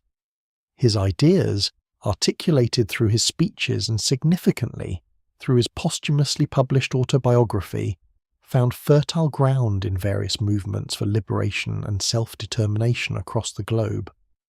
In the United States, his philosophy profoundly impacted the emerging Black Power movement. While many earlier civil rights leaders advocated for integration through non-violent means, Malcolm X's emphasis on black pride, self-defense, and economic independence resonated deeply with a younger generation of activists. Figures such as Stokely Carmichael and the Black Panther Party drew inspiration from his calls for black people to define their own destiny and assert their rights by any means necessary, though often interpreting his message through their own strategic lenses. His insistence on connecting the struggle for racial equality in America with global anti-colonial movements provided a broader framework for understanding systemic oppression. Beyond America, Malcolm X's travels through Africa and the Middle East in his final year had sown seeds of solidarity. His meetings with heads of state and leaders of liberation movements had established crucial connections, and his message of unity among oppressed peoples transcended geographical boundaries. In newly independent African nations and those still fighting for freedom, his articulate critiques of colonialism and neo-colonialism found an eager audience. He spoke of the commonality of experience between Black Americans and Africans, highlighting shared histories of exploitation and the collective need for self-determination. His vision for the organization of Afro-American unity, though nascent at the time of his death, provided a conceptual blueprint for Pan-African solidarity. This idea of a unified front against oppression, drawing strength from a shared heritage and common objectives, resonated deeply within anti-colonial struggles. Students and intellectuals in places like Ghana, Tanzania, and Egypt found in his words a reflection of their own aspirations for genuine independence and cultural affirmation. Thus, Malcolm X's legacy evolved into a global phenomenon. His life and thought became a quiet, enduring source of inspiration for those seeking to dismantle systems of injustice, whether in the segregated South, the streets of Harlem, or the burgeoning nations of Africa. The ripple effect of his influence continues to be felt, a testament to the universal resonance of his call for dignity, justice, and self-respect. The quiet presence of Malcolm X continues to resonate profoundly in contemporary discussions about race, identity, and justice, offering a persistent voice that prompts both reflection and action. His ideas, articulated decades ago, remain remarkably relevant as societies grapple with enduring inequalities and the complex legacies of history. In debates surrounding racial justice, Malcolm X's emphasis on systemic oppression, rather than mere individual prejudice, finds renewed currency. His critique of institutional racism and his insistence on understanding the deep-seated structures that perpetuate inequality aligns with modern analyses that examine issues such as mass incarceration, housing discrimination, and disparities in education and healthcare. He compels us to look beyond surface-level solutions and to confront the foundational injustices embedded within societal frameworks. His powerful assertion of black identity and self-respect continues to inspire movements that advocate for cultural affirmation and empowerment. In a world still navigating questions of representation and belonging, Malcolm X's rejection of internalized inferiority and his call for black people to define themselves on their own terms offers a timeless message. This aspect of his legacy contributes to ongoing dialogues about the importance of heritage, the strength of community, and the right to self-determination. Furthermore, Malcolm X's evolution from a separatist worldview to one that embraced universal human rights, particularly after his Hajj, provides a complex lens through which to view contemporary calls for coalition building and global solidarity. His later recognition of the possibility of brotherhood across racial lines, while maintaining a fierce commitment to justice, challenges us to consider how diverse groups can unite against common oppressions without sacrificing their distinct identities. This nuanced perspective is vital in an interconnected world facing global challenges that transcend national or racial boundaries. Even his methods, which included sharp rhetoric and a willingness to confront uncomfortable truths, serve as a quiet reminder of the power of unwavering conviction. While the landscape of activism has changed, the underlying spirit of challenging the status quo and demanding accountability, which he embodied, persists in various forms of advocacy today. Malcolm X's enduring relevance lies in his capacity to provoke thought and stimulate dialogue. He remains a figure whose journey and ideas compel us to continuously examine the nature of power, the complexities of identity, and the ongoing struggle for a more just world. His voice, though stilled long ago, continues to echo, a quiet yet powerful presence in the continuing conversation about freedom and human dignity. The legacy of Malcolm X unfolds as a tapestry woven with intricate threads, inviting a quiet, nuanced understanding that extends far beyond simplified portrayals. To truly grasp his impact requires acknowledging the distinct phases of his life and thought, recognizing the profound evolution that shaped his journey. His story is not a static image, but a dynamic narrative of growth, transformation, and persistent seeking. Often, public memory tends to distill complex figures into easily digestible sound bites, reducing their extensive contributions to a few memorable phrases. For Malcolm X, this has sometimes meant an overemphasis on his earlier, more confrontational rhetoric, overshadowing the significant shifts in his philosophy that occurred in his later years. A deeper engagement reveals a thinker who was constantly learning, questioning, and refining his perspectives. His early years, marked by hardship, crime, and eventual incarceration, laid a foundation for his initial embrace of the Nation of Islam. During this period, his powerful oratory and unwavering critique of white supremacy made him a formidable voice, resonating deeply with many who felt marginalized and disenfranchised.